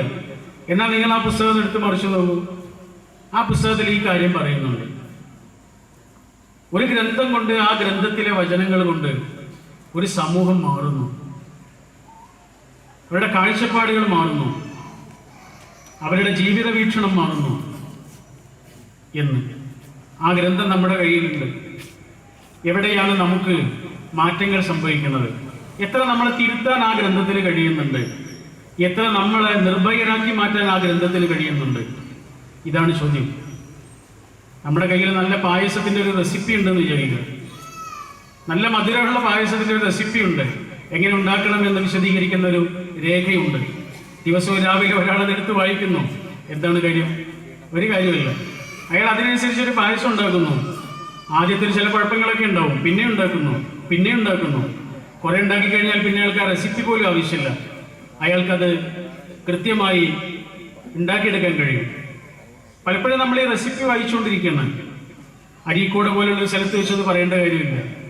ഖുർആനിനെ ആഴത്തിൽ ഉൾക്കൊള്ളുകയും ഖുർആനിൻ്റെ സ്വാധീനം പ്രകടമാവുകയും ചെയ്തൊരു നാടാണ്. പക്ഷേ ലോകത്ത് അധികം ആളുകളും വിശുദ്ധ ഖുർആനിനെ വായിക്കുന്നത് ഈ റെസിപ്പി വായിക്കുന്നത് പോലെയാണ്. എവിടെയാണ് സ്വാധീനിക്കുന്നത്? നമ്മുടെ ചിന്തകളെ, നമ്മുടെ കാഴ്ചപ്പാടുകളെ, നമ്മുടെ പേടികളെ, നമ്മുടെ നിരാശകളെ അത് മാറ്റുന്നുണ്ടോ? കണ്ണൂരിനടുത്ത് കൂത്തുപറമ്പിലുള്ള നമ്മുടെ ഒരു സുഹൃത്ത് പറഞ്ഞ അനുഭവമുണ്ട്. അദ്ദേഹത്തിൻ്റെ ഉമ്മയുടെ അടുത്ത് ഉമ്മയുടെ അമ്മാവൻ വരുന്നു. കുറെ പ്രായമുള്ള ഒരാളാണ്, 80ഓളം വയസ്സ് പ്രായമുള്ള ഒരാളാണ്. അദ്ദേഹം വന്നിട്ട് ഉമ്മയ്ക്ക് ഒരു സ്വർണ്ണമാല കൊടുക്കണം. ഉമ്മ പറഞ്ഞു, എനിക്ക് മാലയൊന്നും വേണ്ട അക്കാക്ക, എൻ്റെ കുട്ടികളെന്നെ വാങ്ങിത്തരൂലേ. അപ്പൊ അക്കാക്ക പറയണേ, ഇത് നിന്റെ മാലയാണ്. എൻ്റെ മാലയോ? നീ ചെറിയ കുട്ടിയുടെ സമയത്ത് നിന്റെ ഒരു മാല നഷ്ടപ്പെട്ടിരുന്നില്ലേ? ആ മാലയാണ്. വലിയ തറവാടാണല്ലോ, കൂട്ടുകുടുംബങ്ങളാണല്ലോ അവിടെ. അപ്പൊ ചെറിയ കുട്ടിയായിരുന്ന സമയത്ത് 40-45 കൊല്ലങ്ങൾക്ക് മുമ്പ് ഈ പെൺകുട്ടിയുടെ സ്വർണ്ണമാല നഷ്ടപ്പെട്ടു. പല ആളുകളെ സംശയിച്ചിരുന്നു, വീട്ടിലേക്ക് വരുന്നവരെ, അയൽവാസികളെ ഒക്കെ. പക്ഷെ ഒരിക്കലും സംശയിക്കപ്പെടാതിരുന്ന ഒരാളവിടെ ഉണ്ട്. അത് ആ അമ്മാവനാണ്. പക്ഷെ ആ അമ്മാവൻ 45 കൊല്ലങ്ങൾക്ക് ശേഷം ആ മാല തിരിച്ചു കൊടുത്തിട്ട് ആ മോളോട് പറയാണ്, ഇത് നീ ആരോടെങ്കിലും പറഞ്ഞിട്ട് എന്നെ വഷളാക്കിയാലും എനിക്ക് കുഴപ്പമൊന്നുമില്ല കേട്ടോ. ഞാൻ ഇപ്പം അടുത്താണ് ഖുർആൻ പഠിക്കാൻ തുടങ്ങിയത്. ഒരായത്ത് വായിച്ചു ഞാൻ, യൗമ തുബില സറായിർ. പഠിച്ചിട്ട് കുറേ ദിവസമായി, പക്ഷെ എൻ്റെ അടുത്ത് പൈസ ഇല്ലായിരുന്നു. അന്ന് തുടങ്ങിയ കുത്താണ് എൻ്റെ ഉള്ളിൽ. യൗമ തുബില സറായിർ. എല്ലാ രഹസ്യങ്ങളും നുരുമ്പിപ്പോകുന്നൊരു ദിവസം. വല്ലാത്തൊരു പ്രയോഗമാണത്. യൗമ തുബില സറായിർ. എല്ലാ രഹസ്യങ്ങളും നുരുമ്പിപ്പോകുന്ന ഒരു ദിവസം. മഞ്ചേരിയിലെ നമ്മുടെ ഒരു സുഹൃത്ത് പറഞ്ഞ അനുഭവമാണ്. അദ്ദേഹത്തിൻ്റെ അടുത്തേക്ക് ഒരാൾ വന്നു. എന്നിട്ട് ചോദിച്ചു, ഇത് ഇന്നാളുടെ വീടല്ലേ? അതെ. ഒരു 2 കൊല്ലത്തിൻ്റെ ഇടയ്ക്ക് നിങ്ങളുടെ വീട്ടിൽ വല്ല കല്യാണോ സൽക്കാരം എന്തെങ്കിലും നടന്നിരുന്നോ? എൻ്റെ അനുജൻ്റെ വിവാഹവും സൽക്കാരങ്ങളൊക്കെ നടന്നിരുന്നു. അന്ന് നിങ്ങൾ ചിക്കൻ വാങ്ങിയിരുന്നത് മലപ്പുറം റോട്ടിലെ എൻ്റെ കടയിൽ നിന്നായിരുന്നില്ലേ? അതെ. ആ കടയുടെ ഉടമസ്ഥനാണ് ഞാൻ. എൻ്റെതാണ് ആ കട. ഈ അടുത്താണ് ഞങ്ങളുടെ തുലാസി ഞങ്ങളൊരു പരിശോധനയ്ക്ക് വേണ്ടി കൊടുത്തത്. അപ്പോഴാണ് മനസ്സിലായത് 150ഓളം ഗ്രാം കുറവായിട്ടാണ് അത് കാണിക്കുന്നത്. അതുകൊണ്ട് നിങ്ങൾക്ക് വലിയൊരു സംഖ്യ നഷ്ടപ്പെട്ടിട്ടുണ്ടാവുമല്ലോ, അത് തിരിച്ചു തരാൻ വേണ്ടിയിട്ട് വന്നതാണ് എന്ന് പറഞ്ഞ് ഒരു നോട്ടുകെട്ട് അവിടെ വെച്ചിട്ട് അത് എണ്ണി നോക്കുന്നത് വരെ മാത്രം നിന്ന് ഒരു സൽക്കാരം പോലും സ്വീകരിക്കാതെ ആ മനുഷ്യൻ തിരിച്ചു. പിന്നെ നമ്മുടെ ഈ സുഹൃത്ത് ഒരു യാത്രയിൽ വെച്ചിട്ട്, ഞങ്ങളെല്ലാവരും ഉള്ളൊരു യാത്ര വെച്ചിട്ട് ഇത് പറഞ്ഞുകൊണ്ടിരിക്കുമ്പോൾ കൂടുതലുള്ള ആള് പറഞ്ഞു, അദ്ദേഹത്തെ എനിക്കറിയാം, എൻ്റെ വീടിനടുത്ത് താമസിക്കുന്ന ഒരാളാണ് അദ്ദേഹം, ഈ പറഞ്ഞത് ശരിയെന്ന്. അദ്ദേഹത്തിന് അറിയുന്ന, അവിടുന്ന് ചിക്കൻ വാങ്ങാൻ സാധ്യത ഉണ്ട് എന്നറിയുന്ന എല്ലാ ആളുകൾക്കും അദ്ദേഹം ഇത് അന്വേഷിച്ച് പൈസ കൊണ്ടുപോയി കൊടുത്തു. ഉടനെയാണ് ആ മനുഷ്യൻ മരിച്ചു പോയത്. ഇത്രയുമാണ്. ഇനി എന്തിനേറെ പറയണം? ഇതിന്റെ പേരല്ലേ വക്കാറത്ത് എന്നൊക്കെ പറയുന്നത്. ഇത് ഉള്ളിന്റെ ഉള്ളിലേക്കുള്ള പ്രവേശനമാണ്, അവനവന്റെ ഉള്ളിലേക്കുള്ളൊരു പ്രവേശനമാണ്. തിരൂരിലെ നമ്മുടെ ഒരു സുഹൃത്തിന്റെ അനുഭവം അരീക്കോട്ടൊരു വേദിയിൽ വെച്ച് മുമ്പ് പറഞ്ഞിട്ടുണ്ട്. അദ്ദേഹം അത്രയും മനസ്സ് നിറഞ്ഞാണ് അത് പറഞ്ഞത്. അദ്ദേഹത്തിന്റെ മകൻ മരിച്ചു പോകുന്നു. മിടുക്കനായൊരു വിദ്യാർത്ഥിയാണ് അബ്ദുൽ വഹാബ്. റാങ്ക് വരെ മേടിച്ചിട്ടുണ്ടവൻ. ഇസ്ലാമിക പ്രവർത്തനങ്ങളിൽ സജീവമാണ്. നല്ലൊരു ഫുട്ബോളറുമാണ്. രാവിലെ ഫുട്ബോൾ കളിക്കാൻ വേണ്ടി പോയതാ. വൈകുന്നേരം അവന്റെ മൃതദേഹമാണ് ആംബുലൻസിൽ വരുന്നത്. ഗ്രൗണ്ടിൽ വെച്ചിട്ട് വേറൊരു കളിക്കാരനുമായിട്ട് തല കൂട്ടിയിടിച്ചിട്ട് അവൻ മരിച്ചു പോകുന്നു. മകന്റെ മയ്യത്ത് വീട്ടിലേക്ക് കൊണ്ടുവരുന്നു. ആ കുടുംബത്തിന്റെ മനോവ്യഥ, അതിന്റെ ആഴം എത്ര വലുതാണ് എന്ന് നമുക്ക് പറഞ്ഞാൽ തീരുമില്ല. അദ്ദേഹം പറയാണ്, കുറെ ആളുകൾ എൻ്റെ അടുത്തേക്ക് വരുന്നു, കുട്ടിയെ കാണുന്നു, മുഖം കാണുന്നു, ഞാൻ കാണിച്ചു കൊടുക്കണം, എല്ലാവരും എന്നോട് സാരില്ല എന്നൊക്കെ പറയുന്നുണ്ട്. പക്ഷെ എനിക്കത് വെറൊരു സൗണ്ട് മാത്രമാണ്, സാരില്ല എന്നുള്ള പറച്ചില്. കുറെ സമയം കഴിഞ്ഞിട്ട് അദ്ദേഹത്തിന്റെ സുഹൃത്ത് കൊടിയായ NV അങ്ങോട്ട് വരുന്നു. NV അദ്ദേഹത്തിന്റെ അടുത്ത് വന്നിട്ട് സാരില്ല എന്നല്ല പറഞ്ഞത്. കാരണം സാരില്ല എന്ന് പറഞ്ഞിട്ട് കാര്യമില്ലല്ലോ, സാരുണ്ടല്ലോ. NV ആകെ അദ്ദേഹത്തോട് ചോദിച്ചത്, ഇവിടെ ഖുർആൻ പരിഭാഷ ഉണ്ടോ എന്നാണ്. ഉണ്ട്, അതെടുത്തുകൊണ്ട് വരുന്നു. NV അദ്ദേഹത്തോട് സൂറത്തുൽ ഹദീദ് മറിക്കാൻ പറയണു. 57-ാം അധ്യായം. അദ്ദേഹം നിറഞ്ഞ കണ്ണുകളോടുകൂടി സൂറത്തുൽ ഹദീദ് മറിച്ചെടുക്കുന്നു. NV അതിൽ നിന്ന് വായിക്കാൻ പറയണു. 22, 23 ആയത്തുകൾ. അദ്ദേഹം ആ ആയത്ത് വായിക്കണം. മാ അസ്വാബ മിൻ മുസീബത്തിൻ ഫിൽ അർളി വലാ ഫീ അൻഫുസികും ഇല്ലാ ഫീ കിതാബിൻ മിൻ ഖബ്ലി അൻ നബ്റഅഹ ഇന്ന ദാലിക അലല്ലാഹി യസീർ ലകൈ ലാ തയസൂ അലാ മാ ഫാതകും വലാ തഫ്റഹു ബിമാ അതാകും വല്ലാഹു ലാ യുഹിബ്ബു കുല്ല മുഖ്താലിൻ ഫഖൂർ. അർത്ഥം വായിക്കാൻ പറയണം. അദ്ദേഹം അർത്ഥം വായിക്കുന്നു. നിങ്ങളുടെ ജീവിതത്തിലോ ഈ ഭൂമിയിൽ തന്നെയോ അള്ളാഹിന്റെ തീരുമാനങ്ങളല്ലാതെ മറ്റൊന്നും സംഭവിക്കുന്നില്ല. അള്ളാഹുവിന് അതൊക്കെ എളുപ്പമാണ്. ഇതാണ് ഒന്നാമത്തെ ആയത്ത്. അതെന്തിനാ നമ്മളോട് പറയുന്നത്? നമ്മുടെ ജീവിതത്തിലെ കാര്യങ്ങളെല്ലാം അള്ളാഹുവിന്റെ തീരുമാനങ്ങളാണ്. ഇത് നമ്മളോട് എന്തിനാ പറയുന്നത്? അതാണ് അടുത്ത ആയത്ത്.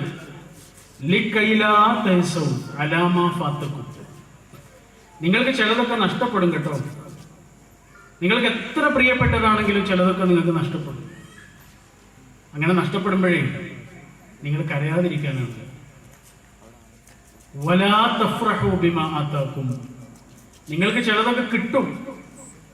നഷ്ടങ്ങൾ മാത്രമല്ല, നേട്ടങ്ങളുണ്ടാവും. അപ്പൊ നിങ്ങൾ അതിരുവിട്ട് ആനന്ദിക്കാതിരിക്കാനോ? അങ്ങനെ അതിരുവിട്ട് അഹങ്കരിക്കുന്നത് അള്ളാഹുവിന് ഇഷ്ടമല്ല. ചിലതൊന്നും കിട്ടില്ല എന്നും ചിലതൊന്നും കിട്ടാതിരിക്കില്ല എന്നും മനസ്സിലാക്കൂ. ഇതാണ് ആയത്തിന്റെ സാരം. ആ ഉപ്പ നമ്മളോട് പറയാണ്.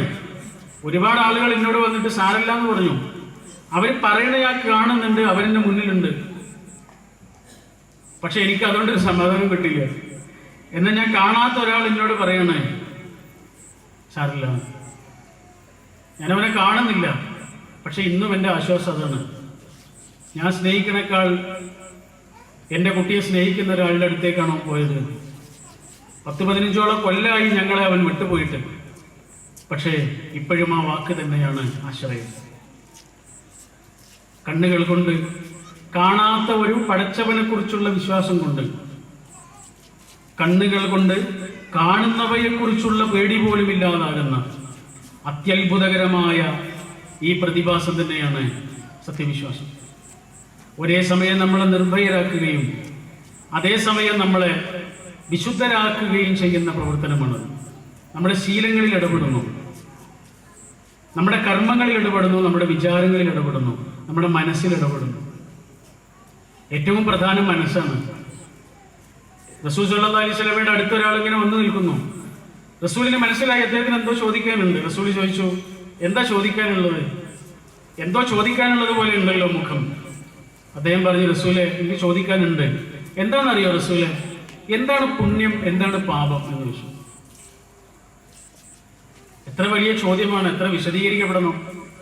നമ്മളൊക്കെ ആണെങ്കിൽ എത്ര സമയം അതിനെക്കുറിച്ച് സംസാരിക്കുമല്ലേ? റസൂൽ ആകെ പറഞ്ഞതെന്താണെന്നറിയോ? അത് നീ നിന്റെ കൽബിനോട് ചോദിക്കുകയാണ്. ഇസ്തഫ്തി ഖൽബക്, നീ നിന്നോട് ചോദിച്ചാൽ മതി. ഒരു കാര്യം ചെയ്തു കഴിഞ്ഞാൽ മനസ്സിൽ സമാധാനമാണോ സന്തോഷമാണോ, എന്നാ നീ അത് ചെയ്തോ, ധൈര്യമായിട്ട് ചെയ്തോ. അല്ല, ഒരു കാര്യം ചെയ്യുമ്പോൾ മനസ്സിൽ വല്ലാത്തൊരു കുത്തനുഭവപ്പെടുന്നുണ്ടോ, മനസ്സിൽ വല്ലാത്തൊരു മനസ്സാക്ഷി കുത്തനുഭവപ്പെടുന്നുണ്ടോ, അത് തെറ്റായിപ്പോയി എന്നുള്ളൊരു ചിന്ത ഉണ്ടോ, ആളുകൾ കാണരുത് എന്ന് നീ ആഗ്രഹിക്കുന്നുണ്ടോ, അതാണ് തെറ്റെന്ന് പറയുന്നത്. നമ്മൾ പറയൂലേ, ഞാൻ എൻ്റെ മനസ്സാക്ഷിക്ക് അനുസരിച്ച് ചെയ്തു എന്ന് പറയൂലേ. എൻ്റെ മനസ്സാക്ഷിക്ക് അനുസരിച്ച് ശരിയാണെന്ന് തോന്നിയത് ഞാൻ ചെയ്തു എന്ന് പറയും. റസൂല് പറയാം, അങ്ങനെയാണ് ചെയ്യേണ്ടതെന്ന്. കാരണം എന്താണ്? മനസ്സാക്ഷി എപ്പോഴും ശരിയുടെ പക്ഷത്താണ്. നമ്മളെ ശരിയിലേക്കാണ് കൊണ്ടുപോകുന്നത്. നമ്മുടെ ശുദ്ധ പ്രകൃതി എന്ന് പറയുന്നത് ശരിയായ ഒന്നാണ്. ഒരു വടക്ക് നോക്കി യന്ത്രം എങ്ങനെ വെച്ചാലും വടക്കിലേക്ക് ദിശ കാണിക്കുന്നത് പോലെ നമ്മുടെ ഉള്ള് ശരിയിലേക്ക് ദിശ കാണിക്കണം. അതുകൊണ്ടാണ് ഇത് തെറ്റ് ചെയ്യാനുള്ള എല്ലാ സാഹചര്യവും അനുകൂലമായാലും ഒരാൾ മാത്രം വേണ്ട, ഒരാൾ മാത്രം നമുക്ക് അനുകൂലമാകില്ല. അതാരായിരിക്കും? നമ്മുടെ മനസ്സിൽ അത് വേണ്ടടാ വേണ്ടടാ എന്ന് പറയും. ആ മനസ്സാക്ഷി കുത്തുകൊണ്ട് മാത്രം എത്ര തെറ്റുകൾ വേണ്ടെന്ന് വെച്ച ആളുകളായിരിക്കും നമ്മൾ. എത്ര വലിയൊരു അനുഗ്രഹമാണതെന്ന് ആലോചിച്ചു. ആ മനസ്സാക്ഷി കുത്തു പോലും വകവെക്കാതെ ഒരാൾ ചെയ്യുന്ന കാര്യത്തിന്റെ പേരാണ് തെറ്റ്. അതുകൊണ്ടാണ് അംഫുസഹു എന്നൊക്കെ പറയുന്നത്, ലാലിമുള്ളി അംഫുസിഹി എന്നൊക്കെ പറയുന്നത്. അവനവനോട് അക്രമം ചെയ്യാന്ന് പറയുന്നത്. തെറ്റ് എന്നുള്ളതിന് ഖുർആൻ കൂടുതൽ പറഞ്ഞുള്ള ഒരു പ്രയോഗമാണ്. തെറ്റ് ചെയ്യാന്നല്ല പറഞ്ഞത്, പിന്നെയോ അവനവനോട് അക്രമം ചെയ്യാം. ലാലിമുള്ളി അംഫുസിഹി പല രീതിയിൽ അത് പ്രയോഗിച്ചിട്ടുണ്ട്. എന്തേ അവനവനോട് അക്രമം ചെയ്യാന്ന് പറഞ്ഞാല് അവനവന്റെ ശുദ്ധ പ്രകൃതിയോടാണ് ആക്രമണം ചെയ്യണത്. ക്രിമിനൽ സൈക്കോളജി പഠിച്ച ആളുകളുണ്ട് ലോകത്ത്. അവർക്കൊരാളെ കണ്ടാൽ അറിയാം അയാൾ തെറ്റ് ചെയ്തിട്ടുണ്ടോ ഇല്ലയെന്ന്. അയാളോട് ചോദിക്കുന്നുണ്ട്, നീ അത് ചെയ്തിട്ടുണ്ടോ? അയാൾ പറയും ഇല്ല എന്ന് പറയും. പക്ഷെ അയാളുടെ കണ്ണുകൾ പറയും, അയാളുടെ കവിളുകൾ പറയും, അയാളുടെ ചുണ്ടുകൾ പറയും അയാൾ ചെയ്തിട്ടുണ്ട്. അയാളുടെ മുഖത്ത്, അയാളുടെ ശരീരത്തിൽ ചില രാസമാറ്റങ്ങൾ നടക്കും. അതെന്തുകൊണ്ടാ? നമ്മുടെ ശരീരം തെറ്റിനെതിരായതുകൊണ്ട്. ഒരു നല്ല കാര്യം ചെയ്യുമ്പോൾ നമ്മുടെ ശരീരം വിറക്കണില്ല, നമ്മുടെ ശരീരം തണുക്കണില്ല. എന്നൊരു തെറ്റ് ചെയ്യുമ്പോഴോ നമ്മുടെ ശരീരം വിറക്കണില്ലേ? വേണ്ടാത്തൊരു കാര്യം ചെയ്യുമ്പോൾ നമ്മുടെ ശരീരത്തിൽ തന്നെ എന്തൊക്കെയോ രാസമാറ്റങ്ങൾ നടക്കുന്നുണ്ട്.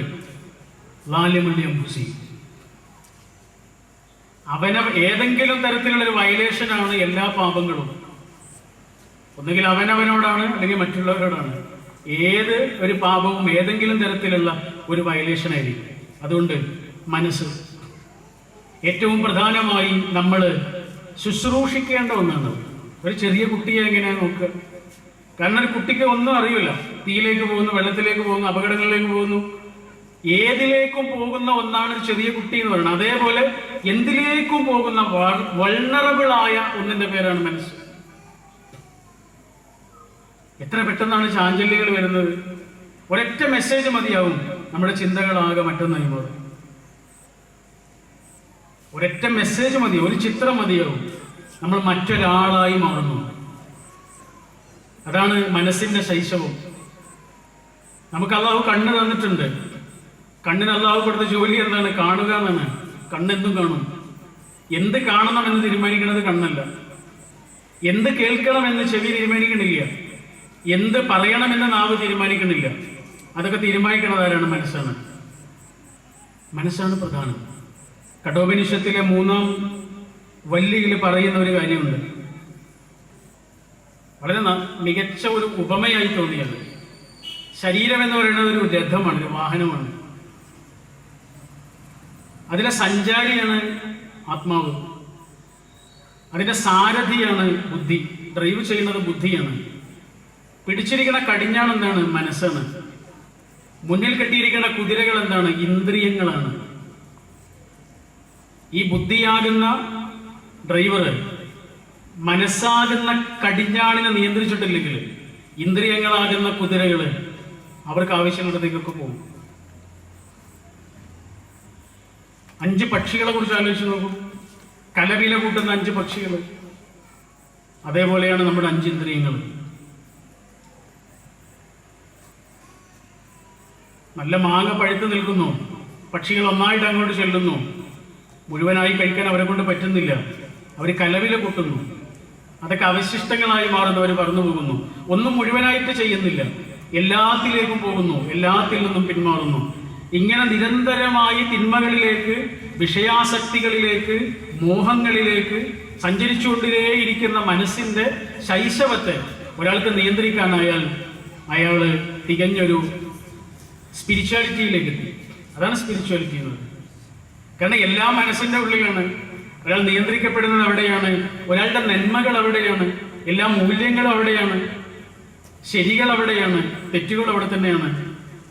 ഒരാളെ എല്ലാത്തിലേക്കും കൊണ്ടുപോകുന്ന ആ അവസ്ഥയെ ഒരാൾക്ക് നിയന്ത്രിക്കാനാവുമ്പോൾ ഒരാൾ ശരിയുടെ പക്ഷത്ത് നിൽക്കുന്നു. തസ്കിയത്ത് എന്ന പദത്തിന്റെ ഏറ്റവും ആഴത്തിലുള്ള ആശയം അതാണ്. ഹബീബായ റസൂൽ സല്ലല്ലാഹു അലൈഹി വസല്ലമയെ കുറിച്ച്, ഏതൊരു പ്രവാചകനെ കുറിച്ച് പറയുമ്പോഴും ഖുർആൻ പറയുന്നതാണ് അവരുടെ നിയോഗങ്ങളിൽ ഏറ്റവും പ്രധാനപ്പെട്ട ഒന്ന് തസ്കിയത്തിന്റെ പ്രയോഗമാണ്. എന്താണ് തസ്കിയത്ത്? തസ്കിയത്ത് ഒരേ സമയം ആത്മശുദ്ധിയാണ്, അതേസമയം ആത്മീയമായ വളർച്ചയുമാണ്. എല്ലാ തരത്തിലുള്ള വളർച്ച ഒരാൾക്ക് ഉണ്ടാവണം, ഒരാളുടെ ഉള്ള് ക്ലിയർ ആകുമ്പോൾ. അതാണ് തസ്കിയത്ത്. എല്ലാ തരത്തിലുമുള്ള ആത്മശുദ്ധി കൈവരുന്നു.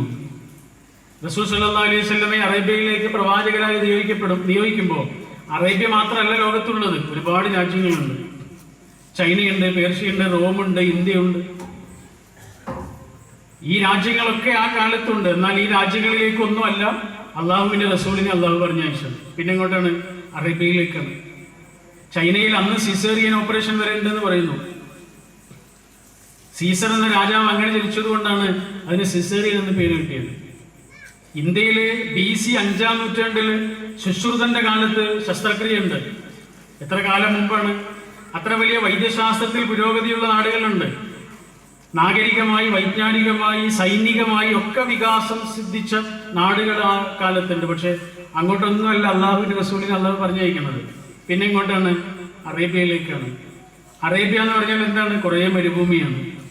പിന്നെയോ മരുഭൂമി പോലെ പരന്നു കിടക്കുന്ന കുറേ, വരണ്ട് കിടക്കുന്ന കുറേ മനസ്സുകളുമാണ്. അവിടെ നനവില്ലായിരുന്നു. നമ്മൾ അങ്ങാടിയിൽ പോയിട്ടൊരു കോഴിയെ വാങ്ങിക്കൊണ്ട് അതിനെ അറുക്കുമ്പോൾ ഒരാൾ നമ്മളോട് അത് ചെയ്യരുതെന്ന് പറയൂല. കാരണം നമ്മൾ പൈസ കൊടുത്ത് വാങ്ങിക്കൊണ്ടുവന്ന കോഴിയാണ്. ഇതുപോലെ എനിക്കുണ്ടായൊരു പെൺകുട്ടിയെ ഞാൻ ജീവനോടുകൂടി കുഴിച്ചു മൂടുമ്പോൾ അത് ചെയ്യരുത് എന്ന് പറയാൻ നിയമം ഉണ്ടായിരുന്നില്ല. ഒരാൾ വന്നിട്ട് കൈപിടിക്കൂലായിരുന്നു. കാരണം നിയമങ്ങളില്ല. നീതിയോ നിയമമോ ഇല്ലാതിരുന്ന ആ കാട്ടറബി കൂട്ടത്തിന് നിയമം കൊടുക്കുകയായിരുന്നു. പിന്നീട് അവർ നിയമം പാലിക്കുന്ന ഖലീഫമാർ വരെ ആയി എന്നതാണ് ഖുർആൻ കൊണ്ടുണ്ടായ മാറ്റത്തിന്റെ ചരിത്രമുള്ളത്. അപ്പോ അവരുടെ ഉള്ളിൽ നടത്തിയിട്ടുള്ള ഈ സംസ്കരണ പ്രക്രിയയാണ് എന്റെയും നിങ്ങളുടെയും ഉള്ളിൽ സംഭവിക്കേണ്ടത്. അത് നമ്മുടെ വിചാരങ്ങളിൽ ഇടപെടുന്നു, നമ്മുടെ ബന്ധങ്ങളിൽ ഇടപെടുന്നു, നമ്മുടെ കർമ്മങ്ങളിൽ ഇടപെടുന്നു, നമ്മുടെ ശീലങ്ങളിൽ ഇടപെടുന്നു. വിശുദ്ധ ഖുർആൻ സൂറ ആല ഇംറാനിലെ സ്വർഗാവകാശികൾ ആരാണ് എന്ന് വിശദീകരിക്കുന്നിടത്താണ് പറഞ്ഞത് അവർക്ക് തെറ്റായ ശീലങ്ങളില്ല. പറഞ്ഞത് ഇങ്ങനെയാണ്, വലം യസിറു അലാ മാ ഫഅലു. വലം യസിറു അലാ മാ ഫഅലു എന്ന് പറഞ്ഞാൽ അവർ ചെയ്തുകൊണ്ടിരിക്കുന്ന ഒരു കാര്യം തെറ്റാണെന്ന് മനസ്സിലായാലും പിന്നെ അവരത് ചെയ്യൂല എന്നാണ്. പിന്നെയും അത് ചെയ്താലാണ് അതിന്റെ പേരെന്ത്? ദുശീലം. അപ്പൊ തെറ്റായ ശീലങ്ങളില്ലാത്തവരാണ് സ്വർഗാവകാശികൾ എന്നാ പറയുന്നത്. എത്ര ആഴത്തിൽ വിശകലനം ചെയ്യപ്പെടേണ്ട ഒരു കാര്യമാണ്. ഹുനൈൻ യുദ്ധം കഴിഞ്ഞിട്ട് തിരിച്ചു വരുമ്പോഴാണ് റസൂൽ സല്ലല്ലാഹു അലൈഹി വസല്ലമയും സഹാബികളും ഒരു താഴ്വരയിൽ വിശ്രമിക്കുന്നത്. അപ്പോൾ അവർക്ക് ഭക്ഷണം വേണം. ഭക്ഷണം ഉണ്ടാക്കണമെങ്കിൽ വിറക് വേണം. അപ്പൊ റസൂൽ എല്ലാവരോടും പറഞ്ഞു, നമുക്ക് എല്ലാവർക്കും പോയിട്ട് വിറക് കൊണ്ടുവരാം. നിങ്ങൾ എല്ലാവരും പോയി വിറക് കൊണ്ടുവരൂ എന്നല്ല പറഞ്ഞത്, നമുക്ക് എല്ലാവർക്കും പോയി വിറക് കൊണ്ടുവരാം എന്നാണ് പറഞ്ഞത്. ലീഡറാണ്, ബോസ് അല്ല. അങ്ങനെ എല്ലാവരും പോയിട്ട് വിറക് കൊണ്ടുവരുന്നു. റസൂൽ അവരോട് പറഞ്ഞിരുന്നു, എന്ത് കിട്ടിയാലും നിങ്ങൾ കൊണ്ടുവരണം കേട്ടോ. ഒരു എല്ലിന്റെ കഷ്ണമാണെങ്കിലും ഒരു പല്ലിന്റെ കഷ്ണമാണെങ്കിലും കൊണ്ടുവരണം. അങ്ങനെ എല്ലാ ആളുകളും അവർക്ക് കിട്ടിയത് കൊണ്ടുവരുന്നു. പറഞ്ഞതുപോലെ ചില ആളുകൾക്ക് ഒരു കമ്പ്, ഒരു എല്ലിൻ കഷ്ണം, ഇതൊക്കെ കിട്ടിയിട്ടുള്ളൂ. പക്ഷെ എല്ലാവരും കൊണ്ടുവന്ന് റസൂലിന്റെ മുന്നിൽ ഓരോന്നോരോന്നായി വെച്ച് കഴിഞ്ഞപ്പോൾ അതൊരു കൂമ്പാരമായി മാറി. അപ്പോൾ ആ ചെറിയ കൂമ്പാരത്തെ ചൂണ്ടിയിട്ട് ലോകം കണ്ട ഏറ്റവും മഹാനായ ഗുരുനാഥൻ ആ ഗുരുനാഥന്റെ വിദ്യാർത്ഥികളോട് പറഞ്ഞു, ഇതുപോലെയാണ് നമ്മുടെ ചെറിയ ചെറിയ തിന്മകൾ വലിയ തിന്മകളായി മാറുന്നത്. അതൊരു ചെറിയ കമ്പല്ലേ എന്ന് വിചാരിക്കുന്നുണ്ടാവും. പക്ഷെ ആ ചെറിയ കമ്പുകൾ ഓരോന്നോരോന്നായി കൂടുമ്പോൾ അതൊരു കൂമ്പാരമായി മാറുന്നു. ജീവിതത്തിൽ മറക്കുമോ അവരത്? മറക്കൂല. അലി റളിയല്ലാഹു അൻഹു പറയുന്നുണ്ട്, ചെറിയ ചെറിയ മണൽത്തരികളാണ് പർവ്വതമാകുന്നത്. പർവ്വതം വലുതാണ്, പക്ഷെ അടുത്തേക്ക് ചെന്ന് നോക്കിയാൽ എന്താണ്? ചെറിയ ചെറിയ മണൽത്തരികളാണ്. അങ്ങനെയാണെങ്കിൽ സത്യവിശ്വാസം എന്ന നമ്മുടെ ഒരു ശരീരത്തെ കാർന്നു തിന്നുന്നത് എന്താണ്? വലിയ തിന്മകളാകുമോ? അള്ളാഹു മാത്രമാണ് ഇലാഹ് എന്ന് നമുക്കൊക്കെ അറിയാം. നമ്മൾ അള്ളാഹുവിനോടല്ലാതെ വേറൊരാളോടും പ്രാർത്ഥിക്കൂല. ജീവിതത്തിൽ എത്ര വിഷമങ്ങൾ വന്നാലും സങ്കടങ്ങൾ വന്നാലും എത്രമേൽ വലിയ പ്രതിസന്ധികൾ വന്നു വീണാലും നമ്മൾ അള്ളാഹിനോടല്ലാതെ വേറൊരാളോടും പ്രാർത്ഥിക്കൂല. കാരണം നമ്മൾക്കറിയാം അള്ളാഹുവാണ് ഇലാഹ് എന്ന്. എന്നാൽ അള്ളാഹു ഇലാഹ് മാത്രമാണോ? അല്ലല്ലോ. അള്ളാഹു ബസീർ അല്ലേ? അള്ളാഹു ഖബീർ അല്ലേ? അള്ളാഹു ലബിൽ മിർസാദ് അല്ലേ? അള്ളാഹു മാത്രമാണ് ഇലാഹ് എന്ന ഓർമ്മ നമ്മളെ കൊണ്ട് അള്ളാഹുവിനെ മാത്രം പ്രാർത്ഥിക്കുന്നവരാക്കി മാറ്റുന്നു നമ്മളെ. എന്നാൽ അള്ളാഹിനെ മാത്രം വിളിച്ച് പ്രാർത്ഥിക്കുന്ന ഒരാള് നുണ പറയുന്നു, ആകെ യാതൊരു മടിയില്ല. അയാളുടെ കീശയിൽ ഹറാമായ പൈസ കിടക്കണു, അത് സൂക്ഷിക്കാൻ അയാൾക്ക് യാതൊരു മടിയില്ല. അയാളുടെ അക്കൗണ്ടിൽ എത്രയോ ഹറാമായ സമ്പാദ്യമുണ്ട്, അയാൾക്ക് യാതൊരു മടിയില്ല. അയാൾ ആളുകളോടൊന്നും പുഞ്ചിരിക്കുന്നില്ല, സന്തോഷത്തോടു കൂടി വർത്താനം പറയണില്ല. അയാൾ ആളുകളെ പറ്റിക്കുന്നു, വഞ്ചിക്കുന്നു, ചതിക്കുന്നു, അയാൾക്ക് യാതൊരു മടിയില്ല. അള്ളാഹുവിനെ മാത്രം വിളിച്ചു പ്രാർത്ഥിക്കുന്ന ഒരാളുടെ ജീവിതത്തിൽ എന്തുകൊണ്ട് തിന്മകൾ കടന്നു വരുന്നു? വിഷയം ഇത്രയേ ഉള്ളൂ. അയാൾക്ക് അള്ളാഹുവിനെ മനസ്സിലാക്കിയെടുത്ത പ്രശ്നങ്ങളുണ്ട്. അള്ളാഹു ഇലാഹ് മാത്രമല്ല എന്ന് അയാൾക്ക് ഇപ്പോഴും ബോധ്യമായിട്ടില്ല. അള്ളാഹു ലബിൽ മിർസാദാണ് എന്ന് അയാൾക്ക് മനസ്സിലായിരുന്നെങ്കിൽ അയാളുടെ കീശയിൽ ഹറാമായ പൈസ കിടക്കില്ലായിരുന്നു.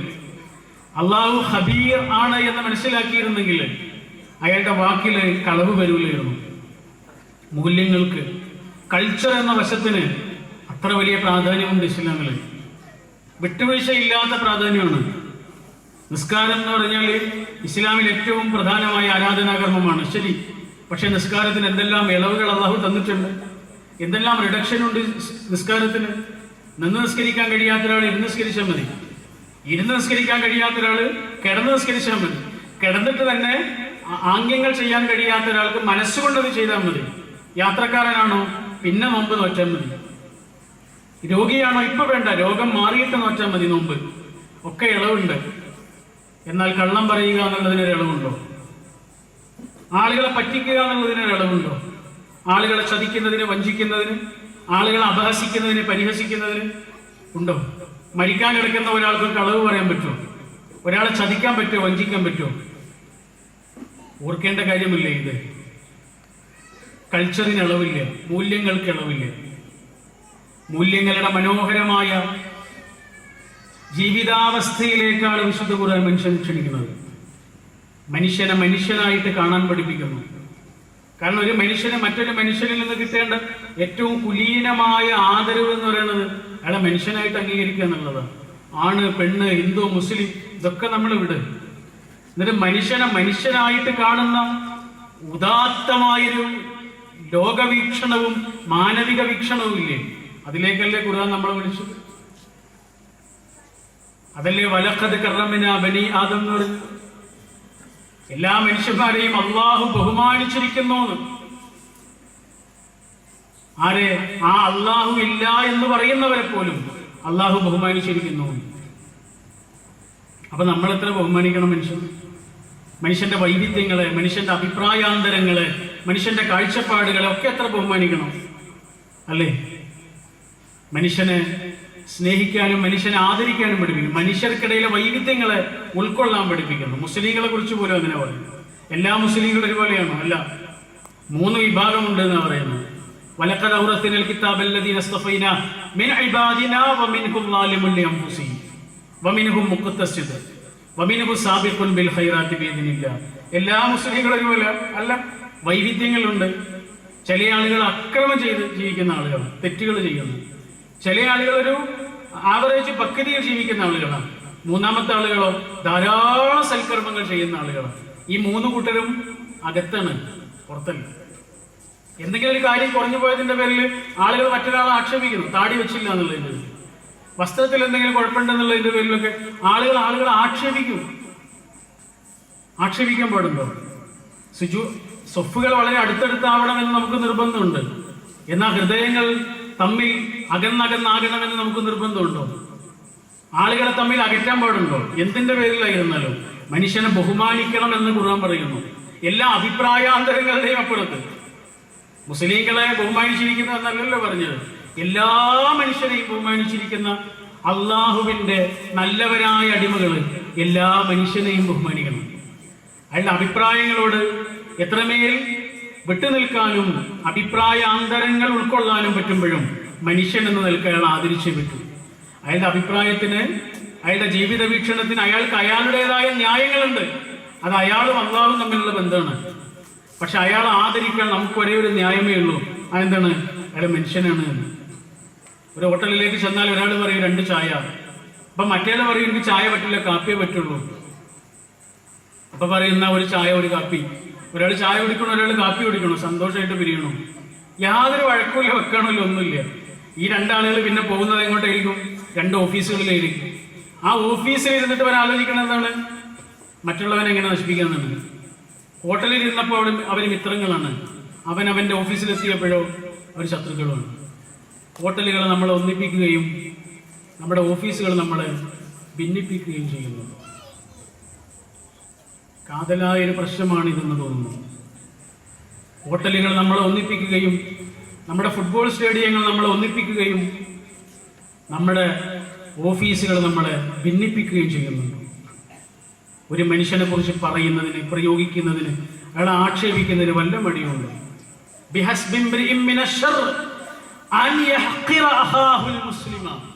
റസൂല് പറഞ്ഞതാണ്, വല്ലാത്തൊരു വാക്കാണത്. ഒരാളെ മറ്റൊരാളെ ഒന്ന് ചെറുതായി കാണുന്നത് പോലും പാതകമാണ് എന്ന് പറഞ്ഞത്. ഒന്നും പറഞ്ഞിട്ടൊന്നുമില്ല, ഒരു വാക്ക് കൊണ്ട് പോലും ഉപദ്രവിച്ചിട്ടില്ല. ആകെ ചെയ്തത് എന്താണ്? ഒന്ന് ചെറുതായി കണ്ടിട്ടേ ഉള്ളൂ. ഓർമ്മയില്ലേ അബ്ദുല്ലാഹിബിൻ ഉമ്മി മക്തൂമിന് റസൂൽ സല്ലല്ലാഹു അലൈഹി വസല്ലം വളരെ പ്രധാനപ്പെട്ട ഒരു നയതന്ത്രപരമായ കൂടിക്കാഴ്ച നടത്തിക്കൊണ്ടിരിക്കുക. അപ്പോഴാണ് അങ്ങോട്ട് ആരും വരരുത് എന്ന് റസൂൽ ആഗ്രഹിക്കുന്നുണ്ട്. പക്ഷെ അങ്ങോട്ട് ഒരാൾ വന്നു. അതാരായിരുന്നു? കണ്ണ് കാണാത്തൊരു പാവ സ്വഹാബിയായിരുന്നു. അദ്ദേഹത്തിന് അറിവിൽ അവിടെ എന്താ നടക്കുന്നത്. അദ്ദേഹം അസ്സലാമു അലൈക്കും എന്ന് പറഞ്ഞിട്ട് വരുന്നു. റസൂല് സലാമടക്കി അദ്ദേഹത്തെ സ്വീകരിക്കുകയൊക്കെ ചെയ്തു. പക്ഷേ റസൂലിനൊരു അനിഷ്ടമുണ്ട്. ആ അനിഷ്ടം വാക്കിക്കൊണ്ട് പ്രകടിപ്പിച്ചിട്ടുണ്ടോ? ഇല്ല. ആകെ സംഭവിച്ചത് റസൂലിന്റെ നെറ്റി ഒന്ന് ചൊളിഞ്ഞിട്ടേ ഉള്ളൂ. നെറ്റി ചൊളിക്കുക എന്നുള്ളതിന് അറബിയിൽ എന്താ പറയാ? അബസ എന്നാ പറയാ. ആ പേരിലൊരു വചനമല്ല, ഒരു അധ്യായമാണ്. റസൂലിനെ അള്ളാഹു തിരുത്താണ്. നമ്മൾ ആലോചിക്കേണ്ട കാര്യം, റസൂൽ സല്ലല്ലാഹു അലൈഹി വസല്ലമയുടെ നെറ്റി ചുളിഞ്ഞ കാര്യം അബ്ദുല്ലാഹിബ്നു ഉമ്മി മക്തൂം റളിയല്ലാഹു അൻഹു കണ്ടിട്ടുണ്ടോ? അദ്ദേഹത്തിന് അതുകൊണ്ട് എന്തെങ്കിലും വിഷമം ഉണ്ടായിട്ടുണ്ടോ? ഇല്ല. കാരണം അത് കാണാനുള്ള കണ്ണ് ആ പാവം മനുഷ്യന്. എന്നിട്ടും ഒരു റൂമിൽ അവസാനിക്കുമായിരുന്ന ഒരു കാര്യത്തെ ലോകാവസാനം വരെ നിലനിൽക്കുന്ന വിശുദ്ധ ഖുർആനിലേക്ക് അള്ളാഹു എടുത്തുകൊണ്ട് വന്നു. നമ്മൾ ഈ സന്ധ്യയിൽ ഇവിടെ ഇരുന്നിട്ട് പറയുന്നു ആ സംഭവം. അന്ധനായി പോയതുകൊണ്ട്, അനാഥയായി പോയതുകൊണ്ട്, അശരണരോ അവശരോ അബലരോ ആയി പോയതുകൊണ്ട് ഒരു മനുഷ്യനും അവഗണിക്കപ്പെടരുത് എന്ന്. നമ്മളാൽ അവഗണിക്കപ്പെടുന്ന മനുഷ്യരുടെ നേരെ നമ്മളെ തിരിച്ചു നിർത്തിയിട്ട് ഖുർആൻ പറയുന്നു, കാണൂ, എവിടെയൊക്കെ അടിച്ചമർത്തപ്പെടുന്ന സമൂഹമുണ്ടോ അവിടെയൊക്കെ ഉയർത്തെഴുന്നേൽപ്പിന്റെ വാക്കുകളായിരുന്നു ഖുർആനിൽ. സ്ത്രീകൾ, നമ്മൾ എന്തെങ്കിലും അവൾക്ക് സ്വന്തമായൊരു വ്യക്തിത്വം കൊടുത്തിട്ടുണ്ടോ? കുട്ടിയാകുമ്പോൾ അവൾ ഇന്നയാളുടെ മകളാണ്, കുറച്ചുകൂടി കഴിഞ്ഞാൽ ഇന്നയാളുടെ സഹോദരിയാണ്, കുറച്ചുകൂടി കാലം കഴിഞ്ഞാൽ ഇന്നയാളുടെ ഭാര്യയാണ്, കുറച്ചുകൂടി കാലം കഴിഞ്ഞാൽ ഇന്നയാളുടെ ഉമ്മയുമാണ്. എവിടെയാണ് അവൾക്ക് സ്വന്തമായൊരു വ്യക്തിത്വം നമ്മൾ കൊടുത്തത്? മാധവിക്കുട്ടിയുടെ നെയ്പായസം എന്നൊരു കഥ ഓർമ്മിക്കുക. ഒരമ്മ മരിക്കുന്നു, ഭർത്താവും കുട്ടികളും ബാക്കിയാവുന്നു. അമ്മയുടെ കബറടക്കമൊക്കെ കഴിഞ്ഞിട്ട് ആ അച്ഛനും മക്കളും വീട്ടിലേക്ക് തിരിച്ചു വരിക. അച്ഛൻ അടുക്കളയെ കുറിച്ച് ഒന്നും അറിയില്ല, അടുക്കളയിൽ ഒരു കാര്യം അറിയില്ല, എവിടെ എന്ത് വെച്ചിരിക്കുന്നു ഒന്നും അറിയില്ല. അടുക്കളയിലേക്ക് വന്ന് മക്കൾക്ക് എന്തെങ്കിലും കൊടുക്കട്ടെ എന്ന് വിചാരിച്ച് പാത്രം തുറന്നു നോക്കിയപ്പോൾ ഉണ്ട് അവൾ ഒരുക്കി വെച്ച നെയ്പായസം. ഈ ലോകത്തേക്ക് അവസാനമായി അവൾ ഒരുക്കി വെച്ച അവളുടെ ധർമ്മം നെയ്പായസം. ആ പായസം മക്കൾക്ക് വിളമ്പി കൊടുക്കുന്നു. അത് കുടിച്ചിട്ട് അച്ഛനും മക്കളും പറയുന്നു, അമ്മ എന്ത് വെച്ചാലും നല്ല രുചിയാണല്ലേ. ജീവിച്ചിരുന്നപ്പോൾ എന്തെങ്കിലും അവളോട് പറഞ്ഞിരുന്നു? അത് ജീവിച്ചിരുന്നപ്പോൾ ഒരു നല്ല വാക്ക് അവൾ വെച്ചതിനെ കുറിച്ച്, അവൾ ചെയ്തതിനെ കുറിച്ച് പറഞ്ഞിട്ടുണ്ടോ? വീട്ടിലെ എല്ലാ ജോലികൾ ചെയ്താലും ചെയ്യാത്തതിനെ കുറിച്ചല്ലേ നമ്മൾ എപ്പോഴും സംസാരിച്ചിട്ടുള്ളത്? എവിടെയാണ് നമ്മൾ അവൾക്ക് കൊടുത്ത വ്യക്തിത്വം? അവിടെയാണ് ഹബീബായ റസൂൽ സല്ലല്ലാഹു അലൈഹി വസല്ലം ചരിത്രത്തിന്റെ മുകളിൽ നിൽക്കുന്നത്. ഒരിക്കലും ആയിഷ മുഹമ്മദ് ആയിരുന്നില്ല, എന്നും ആയിഷ ബിൻത് അബീ ബക്കർ തന്നെയായിരുന്നു. സ്വന്തവും സ്വതന്ത്രവുമായ ഒരു വ്യക്തിത്വത്തിലേക്ക്, വ്യക്തിത്വാവബോധത്തിലേക്ക് അവരെ കൊണ്ടുവരുന്നത്. ആയിഷ റളിയല്ലാഹു അൻഹ റസൂലിന്റെ ജീവിതത്തിലേക്ക് വരുന്നത് ചെറിയ പ്രായത്തിലാണ്. ആ പ്രായത്തിന്റെ കാര്യത്തിൽ പല അഭിപ്രായങ്ങളുണ്ട്. ശരി, എന്തായിരുന്നാലും ചെറിയ പ്രായത്തില, മറ്റുള്ള ഭാര്യമാരെ അപേക്ഷിച്ച്. എന്നിട്ടോ റസൂലിന്റെ കൂടെ ജീവിച്ച് ആയിഷ റളിയല്ലാഹു അൻഹ ആരായി തീർന്നു? പ്രതിഭയായി തീർന്നു, വിഖ്യാതയായ ഒരു കവയത്രിയായി തീർന്നു, എത്രയോ കണക്കിന് ശിഷ്യഗണങ്ങളുടെ പ്രിയങ്കരിയായ ഗുരുനാഥയായി തീർന്നു, 2000-ലേറെ ഹദീസുകൾ റിപ്പോർട്ട് ചെയ്ത പണ്ഡിതയായി തീർന്നു. റസൂലിന്റെ കൂടെ ജീവിച്ചവര് വളരുകയായിരുന്നു, അവരുടെ ചിറകുകൾ അരിയുകയായിരുന്നില്ല. കല്യാണത്തോടുകൂടി പഠനം മുടങ്ങി എത്ര പെൺകുട്ടികളുണ്ടാവും നമ്മുടെ നാട്ടിൽ? മിടുക്കികളായ പെൺകുട്ടികൾ. കല്യാണമായിരുന്നു പലതിനും അവർക്ക് ഫുൾ സ്റ്റോപ്പ്. അവരുടെ നല്ല ബന്ധങ്ങൾ തകർന്നിട്ടുണ്ടാവും. കുടുംബ ബന്ധത്തിൽ പോലും കുടുംബ ബന്ധത്തിൽപ്പെട്ട പ്രിയപ്പെട്ടവരെ പോലും പലപ്പോഴും അവർക്ക് ഉപേക്ഷിക്കേണ്ടി വരും. ശരി, നമ്മൾ എപ്പോഴാണ് അവൾക്ക് സ്വന്തവും സ്വതന്ത്രവുമായ ഒരു വ്യക്തിത്വം കൊടുക്കുന്നത്? സൂചിപ്പിച്ചത്, നമ്മളാൽ അവഗണിക്കപ്പെടുന്ന എല്ലാ മനുഷ്യരുടെ നേരെയും നമ്മളെ തിരിച്ചു നിർത്തിയിട്ട് ഖുർആൻ പറയുന്നുണ്ട്, കാണൂ, അവരെ സ്നേഹിക്കൂ, അവരെ പരിഗണിക്കൂ. അതിലെല്ലാവരും ഉണ്ട്. രോഗികളെ കാണാൻ പറയുന്നു. ഒരു മുസ്ലിമിന്റെ വ്യക്തിത്വത്തിൽ വളരെ പ്രാധാന്യമുള്ള ഒന്നാണ് ആരോടെങ്കിലുമൊക്കെ ആയിട്ട് എപ്പോഴും റിലേറ്റഡ് ആയിട്ട് ഇരിക്കുകയെന്നുണ്ട്. വളരെ അടുത്ത കാലത്ത് വായിച്ചൊരു പഠനമുണ്ട്, ഒരു നാഷണൽ ജോഗ്രഫി മാഗസിനിൽ വന്നതാണ്. എന്നും സന്തോഷത്തോടു കൂടി ജീവിക്കുന്ന ആളുകളെ കുറിച്ചുള്ള പഠനം നടന്നതാണ്. എപ്പോഴും ഹാപ്പി ആയിരിക്കുന്ന ആളുകളെ കുറിച്ച്. അത് ആരാണ്? ആ പഠനത്തിന്റെ നിഗമനം ഇതാണ്, ചുരുക്കി പറഞ്ഞാൽ എന്തിനോടെങ്കിലുമൊക്കെ റിലേറ്റഡ് ആയിരിക്കുന്ന ആളുകൾക്ക് എപ്പോഴും സന്തോഷം നിലനിർത്താൻ കഴിയും. എന്തിനോടും ആവാം, മനുഷ്യനോട് എന്നുള്ളത് മാത്രമല്ല, മണ്ണിനോട്, ചെടികളോട്,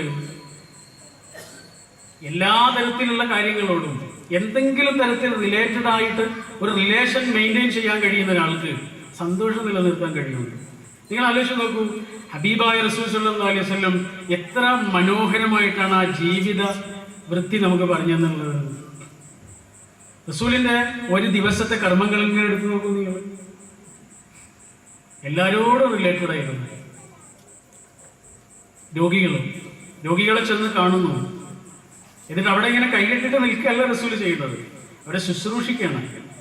സിയാറത്തുൽ മരീദ് എന്നല്ല ഹദീസിലെ പ്രയോഗം, പിന്നെയോ ഇയാദത്തുൽ മരീദ് എന്നാണ്. ഇയാദത്ത് എന്ന് പറഞ്ഞാൽ എന്താണ്? ശുശ്രൂഷ എന്നാണ്. നമ്മൾ ചെല്ലുന്ന സമയത്ത് ആ രോഗിക്ക് എന്താണോ വേണ്ടത് അത് നമ്മൾ ചെയ്തു കൊടുക്കലാണ്. അതാണ് ഇയാദത്ത്. നമ്മുടെ ജീവിതത്തിലെ ഈ തിരക്കിനിടയിൽ നമ്മൾ ശ്രദ്ധിക്കുന്നുണ്ടോ എന്ന് ആലോചിച്ച് നോക്കൂ. നമ്മളെല്ലാ വെള്ളിയാഴ്ചയും ഖുത്ബക്ക് പോകുന്ന ഒരാളാണ്. നമ്മൾ പോകണ്ടെന്ന് വിചാരിച്ചാലും പോയേ പറ്റുള്ളൂ. എല്ലാ വെള്ളിയാഴ്ചയും ഖുത്ബക്ക് പോകുന്നു. അതെത്ര വലിയൊരു കാര്യമാണോ? അതൊരു വലിയ കാര്യമൊന്നുമല്ല. എല്ലാ വെള്ളിയാഴ്ചയും ഖുത്ബ പറയുന്നുണ്ടോ എന്നതല്ല. വെള്ളിയാഴ്ചയ്ക്ക് ശേഷമുള്ളൊരു ശനിയാഴ്ച ഒരു രോഗിയെങ്കിലും സന്ദർശിക്കുന്നുണ്ടോ എന്നുള്ളതാണ് ചോദ്യം. ഒരു പാവപ്പെട്ടവന്റെ കാര്യത്തിന് വേണ്ടി ഇറങ്ങി പുറപ്പെട്ടിട്ടുണ്ടോ എന്നതാണ് കാര്യം. ഒരു മനുഷ്യന്റെ കണ്ണീരിനെങ്കിലും പകരമാകുന്നുണ്ടോ നമ്മുടെ സാന്നിധ്യം, ജീവിതം എന്നതാണ് കാര്യം. അങ്ങനെ റിലേറ്റഡായി ജീവിക്കുക എന്നതിന് വലിയ പ്രാധാന്യം പറയുന്നു. രോഗികളെ തൊടുന്നു റസൂൽ. അങ്ങനെയാണ് റസൂൽ ചെന്നിട്ട് അവിടെ ഇരുന്നിട്ട് അവരുടെ കൈകൾ തൊടുന്നു, അവരുടെ തലോടുന്നു, എന്നിട്ട് ചോദിക്കുന്നു അവരുടെ കാര്യങ്ങളൊക്കെ. ഈ ടച്ച് ചെയ്യാന്നുള്ളതിന് വലിയ പ്രാധാന്യമുള്ളൊരു ദീനാണ് നമ്മുടെ ദീന്. സലാം പറഞ്ഞാൽ പോരാ, കൈ കൊടുക്കണം, ടച്ച് ചെയ്യണം. കാരണം പലതരത്തിൽ ഒരാള് മറ്റൊരാളായിട്ട് ടച്ച് ചെയ്യുമ്പോൾ പല ട്രാൻസാക്ഷനും അവിടെ നടക്കുന്നുണ്ട്. നമ്മൾ ഉപ്പയെ ഒന്ന് തൊട്ടിട്ട് എത്ര കാലമായിരിക്കും? ഉമ്മയെ ഒന്ന് ഉമ്മ വെച്ചിട്ട്, പെങ്ങളെ ഒന്ന് ചേർത്ത് പിടിച്ചിട്ട്, മകളെ ഒന്ന് ഉമ്മ വെച്ചിട്ട്, മോനോടൊന്ന് സലാം പറഞ്ഞ് ഒന്ന് ചേർത്ത് പിടിച്ചിട്ട് എത്ര കാലമായിരിക്കും? തൊടാൻ മടിയുള്ള മനുഷ്യന്മാരാണ്, ഒന്ന് ചേർത്ത് പിടിക്കാൻ മടിയുള്ള മനുഷ്യന്മാരാണ്. എവിടെയാണ് നമ്മുടെ ഇടയിൽ അകലങ്ങൾ സൃഷ്ടിക്കപ്പെടുന്നത്? അപ്പൊ മനുഷ്യനെ ഒന്നുകൂടി വിശാലമായ ഒരു മനസ്സോടുകൂടി കാണാൻ കഴിയുന്ന ഒരവസ്ഥയിലേക്ക് നമ്മൾ വളരേണ്ടതുണ്ട്. ഇന്നത് വലിയ അപകടങ്ങളിലേക്ക് നീങ്ങിക്കൊണ്ടിരിക്കുകയാണ്. ഇന്ന് ഒരാൾക്ക് ഒരാളെ കണ്ടുകൂടാ. വലിയ മാനവികതയൊക്കെ പറയുന്നുണ്ടാവും, പക്ഷെ എത്രയോ ആളുകളോട് പിണങ്ങി ജീവിക്കുന്നുണ്ടാവും. ഒരു കൂട്ടർക്ക് മറ്റൊരു കൂട്ടരോട് വിദ്വേഷമാണ്. അത് ആശയങ്ങളുടെ കാര്യത്തിലാവാം, സംഘടനാ തലത്തിലാവാം, എന്തും ആവാം. പ്രകൃതി ഭക്ഷണം മാത്രം കഴിക്കുന്ന ഒരാള് അങ്ങനെ, അല്ലെങ്കിൽ അതിൻ്റെ ഒരു കൂട്ടമുണ്ട്.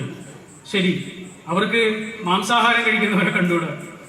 അവരെ എന്തൊരു അന്യജീവിയെ പോലെയാണ്, വളരെ ഒരു മോശം രീതിയിലാണ് അവർ കാണുന്നത്. വലിയ മാനവികത പ്രസംഗിക്കുന്ന ഒരു കേന്ദ്രമായിരിക്കും. എന്നാൽ അവരുടെ അഭിപ്രായം ഇല്ലാത്ത ഒരാളങ്ങോട്ട് വന്നാൽ അവർക്ക് അയാളെ ഉൾക്കൊള്ളാൻ പറ്റൂല. എവിടെയാണ് നമ്മൾക്ക് എല്ലാവർക്കും ഒരുമിച്ചിരിക്കാൻ പറ്റുന്ന അവസരങ്ങളില്ലാതെ പോകുന്നത്? വലഖദ് കറംനാ ബനി ആദം. പിന്നെയും പിന്നെയും നമ്മൾ ആവർത്തിച്ച് പറയേണ്ടതുണ്ടത്. വലഖദ് കറംനാ ബനി ആദം. എല്ലാ മനുഷ്യനെയും ഉദാരമായ ആദരവോടുകൂടി കാണുന്ന ഒരവസ്ഥയിലേക്ക് വളർന്നേ പറ്റൂ. മനുഷ്യനെ മണ്ണിൽ നിന്ന് സൃഷ്ടിച്ചു എന്നാണ് ഖുർആൻ പറയുന്നത്, ഇസ്ലാം പറയുന്നത്. ഖുർആനിൽ അങ്ങനെ ഒരു പ്രയോഗമുണ്ടോ എന്ന് എനിക്ക് സംശയമുണ്ട്. ഇസ്ലാമിക പ്രമാണങ്ങളുണ്ട്. മനുഷ്യനെ മണ്ണിൽ നിന്ന് സൃഷ്ടിച്ചു. എല്ലാ മണ്ണും ഒരുപോലെയാണോ? എല്ലാ മണ്ണും ഒരുപോലെ അല്ലല്ലോ. മണ്ണിന് എന്തെല്ലാം വ്യത്യാസങ്ങളുണ്ട്, വൈവിധ്യങ്ങളുണ്ട്. മണ്ണിൽ എന്തെല്ലാം ഋതുക്കൾ മാറി വരുന്നുണ്ട്. ഇപ്പൊ ചൂടാണ്, കുറച്ചു കഴിഞ്ഞാൽ മഴയാണ്, വേലിയേറ്റമുണ്ട്, വേലിയിറക്കമുണ്ട്, വസന്തമുണ്ട്, ഗ്രീഷ്മമുണ്ട്, ശിശിരമുണ്ട്, എന്തെല്ലാം മാറ്റങ്ങളുണ്ട്. ഈ മാറ്റങ്ങളൊക്കെ മണ്ണിൽ നിന്ന് സൃഷ്ടിച്ച മനുഷ്യനിൽ ഉണ്ടാവില്ലേ? സ്വഭാവങ്ങളിൽ ഉണ്ടാവില്ലേ? കാഴ്ചപ്പാടുകളിൽ ഉണ്ടാവില്ലേ? ഉണ്ടാവും. അതെത്ര ഒരാൾക്ക് ഉൾക്കൊള്ളാൻ പറ്റുന്നുണ്ടോ അത്രയും ഉന്നതമായ ആഹ്ലാദകരമായ ഒരു ജീവിതത്തിലേക്ക് അയാൾ എത്തും, ആരോഗ്യകരമായ ഒരു ജീവിതത്തിലേക്ക് എത്തും. അപ്പൊ അയാൾക്ക് മനുഷ്യന്മാർക്ക് പുറത്തെടുക്കാൻ പറ്റും, മനുഷ്യന്മാരെ സ്നേഹിക്കാനും പറ്റും. മരിച്ചാലും ഞാൻ മറക്കൂല എന്ന് പറയില്ല, ഞാൻ പൊറുക്കൂല എന്ന് പറയില്ല. അയാൾ പറയൂലത്. എല്ലാ മനുഷ്യനെയും അയാളുടേതായ സ്വാഭാവികതയിൽ ഒരാൾക്ക് മനസ്സിലാക്കാൻ പറ്റിയാൽ നിങ്ങൾ എന്നെ എന്തെങ്കിലും സ്നേഹിച്ചിട്ടുണ്ടോ എന്ന് ചോദിക്കൂല. നിങ്ങൾ എന്നെ എന്തെങ്കിലും ഒരിക്കലും സ്നേഹിച്ചിട്ടുണ്ടോ എന്ന് നമ്മൾ ഏറ്റവും കൂടുതൽ ചോദിച്ചത് ആരോടായിരിക്കും? നമ്മളെ ഏറ്റവും കൂടുതൽ സ്നേഹിച്ചവരോടായിരിക്കും.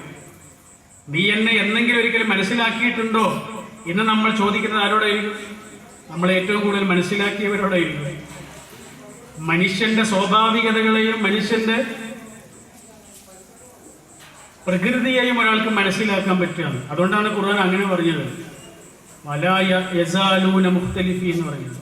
വൈവിധ്യങ്ങളെ അത്രമേൽ ഉൾക്കൊള്ളാൻ വേണ്ടിയിട്ട് പറയും. ശരി, നമ്മളത് പറഞ്ഞു വന്നത് ഇതിനാണ്. മനുഷ്യനോട് പൊറുക്കാൻ, മനുഷ്യന് മാപ്പ് നൽകാൻ, മനുഷ്യനെ ഉൾക്കൊള്ളാൻ അപ്പോഴേ പറ്റൂ. ഒരു പെൺകുട്ടിയുടെ കഥയുണ്ട്. അവളുടെ അമ്മ മരിക്കുന്നു. അമ്മ മരിച്ചതോടുകൂടി ഇവള് വല്ലാത്തൊരു വിഷാദ രോഗത്തിലേക്ക് എത്തുന്നു. അങ്ങനെ ഒരു സൈക്കോളജിസ്റ്റിനെ കാണുന്നു. സൈക്കോളജിസ്റ്റിനെ കണ്ടപ്പോൾ സൈക്കോളജിസ്റ്റ് അവൾക്ക് കൊടുത്ത ഒരു മെഡിക്കൽ ഹെൽപ്പ് അവളോട് പറഞ്ഞു, നിങ്ങൾക്ക് അറിയുന്ന എല്ലാ ആളുകൾക്കും കത്തുകൾ എഴുതുക. അമ്മ രോഗിയായി കിടന്നപ്പോൾ കാണാമെന്ന ആളുകൾ, അമ്മ മരിച്ചപ്പോൾ നിങ്ങൾ ആശ്വസിപ്പിച്ച ആളുകൾ, ഈ ആളുകൾക്കൊക്കെ നിങ്ങളൊരു കത്തെഴുതുക, താങ്കിങ് ലെറ്റർ, നന്ദി പറഞ്ഞിട്ടൊരു കത്തെഴുതുക. അവൾ ആ കത്തെഴുതാൻ തുടങ്ങിയപ്പോൾ അവൾക്ക് വല്ലാത്തൊരു ആശ്വാസമായി, അവൾക്ക് വല്ലാത്തൊരു സന്തോഷമായി. അങ്ങനെ ആ കത്തുകളൊക്കെ അവൾ എഴുതി, അതിലൊക്കെ അഡ്രസ്സൊക്കെ എഴുതിയിട്ട് അത് പാക്ക് ചെയ്ത് അവളുടെ ഭർത്താവിനെ ഏൽപ്പിച്ചു.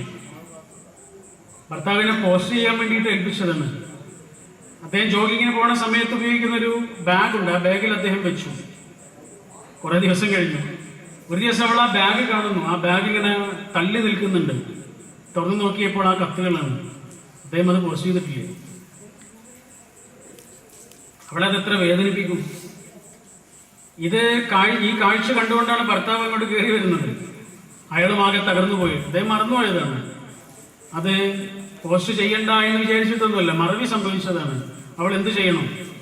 അവളെ കൂടുതൽ തകർച്ചയിലേക്ക് എത്തിക്കേണ്ട ഒരു കാര്യമാണ്. അദ്ദേഹം പറഞ്ഞു, നീ എന്നോട് ക്ഷമിക്കണം, ഞാൻ മറന്നുപോയതാണ്, നമുക്കിതെല്ലാവർക്കും കൊണ്ടുപോയി കൊടുക്കാം, ഇനി പോസ്റ്റ് ചെയ്യണ്ട, ഈ അഡ്രസ്സിലുള്ള എല്ലാ ആളുകൾക്കും കൊണ്ടുപോയി കൊടുക്കാം എന്ന് പറഞ്ഞു. അദ്ദേഹം കരഞ്ഞു.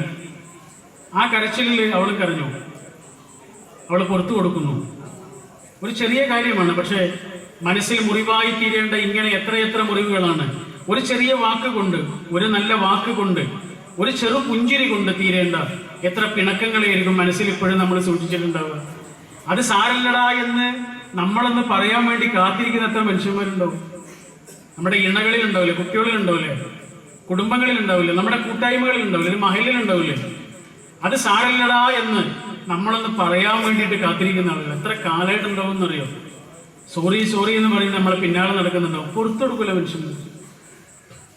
ഒരു ഗോത്രത്തലവന്റെ കഥ വായിച്ചു. അദ്ദേഹത്തിന്റെ അടുത്ത് ആര് വന്ന് അഭയം ചോദിച്ചാലും അദ്ദേഹം അഭയം കൊടുക്കും. അപ്പൊ ഒരു ദിവസം ഒരു ചെറുപ്പക്കാരൻ ഓടി വന്നിട്ട് അഭയം വേണമെന്ന് പറയുന്നു. അദ്ദേഹം അഭയം കൊടുക്കുന്നു. അപ്പൊ കുറെ ആളുകൾ ഇവനെ തെരഞ്ഞു വരുന്നു, അവനെ ഞങ്ങൾക്ക് വിട്ടു തരണോ? അവര് പറഞ്ഞു വിട്ടു തരൂല. അദ്ദേഹം പറഞ്ഞു വിട്ടു തരൂല, എന്റെ വീട്ടിൽ അഭയം തേടിയ ഒരാള് ഞാൻ നിങ്ങൾക്ക് തരൂല. അപ്പൊ അവര് പറഞ്ഞു, അതാരാന്നറിയോ? ഒരു കൊലയാളിയാണ് അവൻ. ഒരു കൊലയാളിയാണ് നിങ്ങൾ വീട്ടിൽ സൂക്ഷിച്ചിരിക്കുന്നത്, അവിടെ ഞങ്ങൾക്ക് വേണം. അദ്ദേഹം പറഞ്ഞു, കൊലയാളിയാണോ? എന്നാലും ഞാൻ വിട്ടു തരൂല. അവസാനം ഇവര് പറഞ്ഞു, അയാൾ ആരെയാണ് കൊന്നത് നിങ്ങൾക്കറിയോ? അതറിഞ്ഞാൽ ഒരിക്കലും നിങ്ങൾ അയാളെ നിങ്ങളുടെ വീട്ടിൽ സംരക്ഷിക്കൂല. ആരെയാണ് കൊന്നത്? നിങ്ങളുടെ ഒരേ ഒരു പേരക്കുട്ടിയെയാണ് കൊന്നതെന്ന്. എന്റെ പേരക്കുട്ടിയെ? അയാൾ ആകെ തകർന്നു പോകുന്നു. അയാൾക്കൊന്നും ചോദിക്കാനോ പിന്നൊന്നും പറയാനോ ഇല്ല. അയാൾ ആ ചെറുപ്പക്കാരനെ ഇങ്ങനെ വിളിച്ചു. എന്നിട്ട് ചോദിച്ചു, ഇവര് പറഞ്ഞു, ശരിയാണോ? നീ എന്റെ പേരക്കുട്ടിയെ കൊന്നോ? അവൻ പറഞ്ഞു, അങ്ങനെ സംഭവിച്ചു പോയി, നിങ്ങൾ എനിക്ക് മാപ്പ് തരണം. അപ്പൊ അദ്ദേഹം കരഞ്ഞു. കരഞ്ഞിട്ട് ആ ചെറുപ്പക്കാരനെ ഇങ്ങനെ ചേർത്ത് പിടിച്ചിട്ട് ആ പാവം മനുഷ്യൻ പറഞ്ഞു, നീ എന്റെ പേരക്കുട്ടിയെ കൊന്നെങ്കിൽ ഇനി നീയാണ് എൻ്റെ പേരക്കുട്ടി. നീ എൻ്റെ പേരക്കുട്ടിയെ കൊന്നെങ്കിൽ ഇനി നീയാണ് എൻ്റെ പേരക്കുട്ടി. മാപ്പ് കൊടുക്കുമ്പോൾ മഹത്വത്തിൻ്റെ ഉയരങ്ങളിലേക്ക് മനുഷ്യരെത്തുന്നു. മാപ്പ് കൊടുക്കുമ്പോൾ മഹത്വത്തിൻ്റെ ഉയരങ്ങളിലേക്ക് മനുഷ്യരെത്തുന്നു. ഹബീബായ റസൂൽ സല്ലല്ലാഹു അലൈഹി വസല്ലം ഇതൊക്കെ വീട്ടിൻ്റെ ഉള്ളിൽ നിന്നാണ് ആരംഭിക്കുന്നത്. മനുഷ്യന്റെ വൈവിധ്യങ്ങളെയും സ്വഭാവ വ്യത്യാസങ്ങളെയും പല നേരങ്ങളിലെ പല മനസ്സിനെയും ഉൾക്കൊള്ളാൻ എത്ര മനോഹരമായിട്ടാണ് നമ്മുടെ റസൂൽ നമുക്ക് പറഞ്ഞു തന്നത്. ഓരോ നേരത്തും ഓരോ മനുഷ്യനും ഓരോ മനസ്സാണ്. അതൊരാൾക്ക് ഉൾക്കൊള്ളാൻ പറ്റിയാൽ, ആ മനസ്സിന്റെ വ്യത്യാസങ്ങൾ ഉൾക്കൊള്ളാൻ പറ്റിയാൽ എന്ത് എളുപ്പമായിരിക്കും ഈ ജീവിതം, എത്ര ആനന്ദകരമായിരിക്കും മനസ്സ്. ഒരാളുടെ ഒരു പിണക്കം ഉണ്ടാവില്ലല്ലോ, ഒരാളുടെ ഒരു ശത്രുതയും നമ്മുടെ മനസ്സിലുണ്ടാവില്ലല്ലോ. മേഘമൊഴിഞ്ഞ മനസ്സായിരിക്കും. ഒരു സ്വഹാബിയെ കുറിച്ച് റസൂൽ പറഞ്ഞതാ, അദ്ദേഹം സ്വർഗത്തിലാണ്. സ്വഹാബികൾക്കൊക്കെ ആകാംക്ഷയായി അദ്ദേഹത്തെ സ്വർഗത്തിലേക്ക് എത്തിച്ച കാര്യം എന്താണ്? ഒരു സ്വഹാബി അദ്ദേഹത്തിന്റെ കൂടെ പറഞ്ഞയച്ചു എന്ന് പറയുന്നു, അംബർ എന്ന് പറയുന്ന സ്വഹാബിയെ.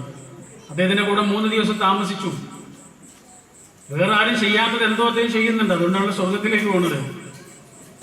ഒന്നും ചെയ്യണത് കാണുന്നില്ല, പ്രത്യേകിച്ചൊന്നും. അവസാനം അദ്ദേഹം ചോദിച്ചു, എന്താണ് ഞങ്ങളൊന്നും ചെയ്യാത്ത വല്ല കാര്യവും നിങ്ങൾ ചെയ്യുന്നുണ്ടോ?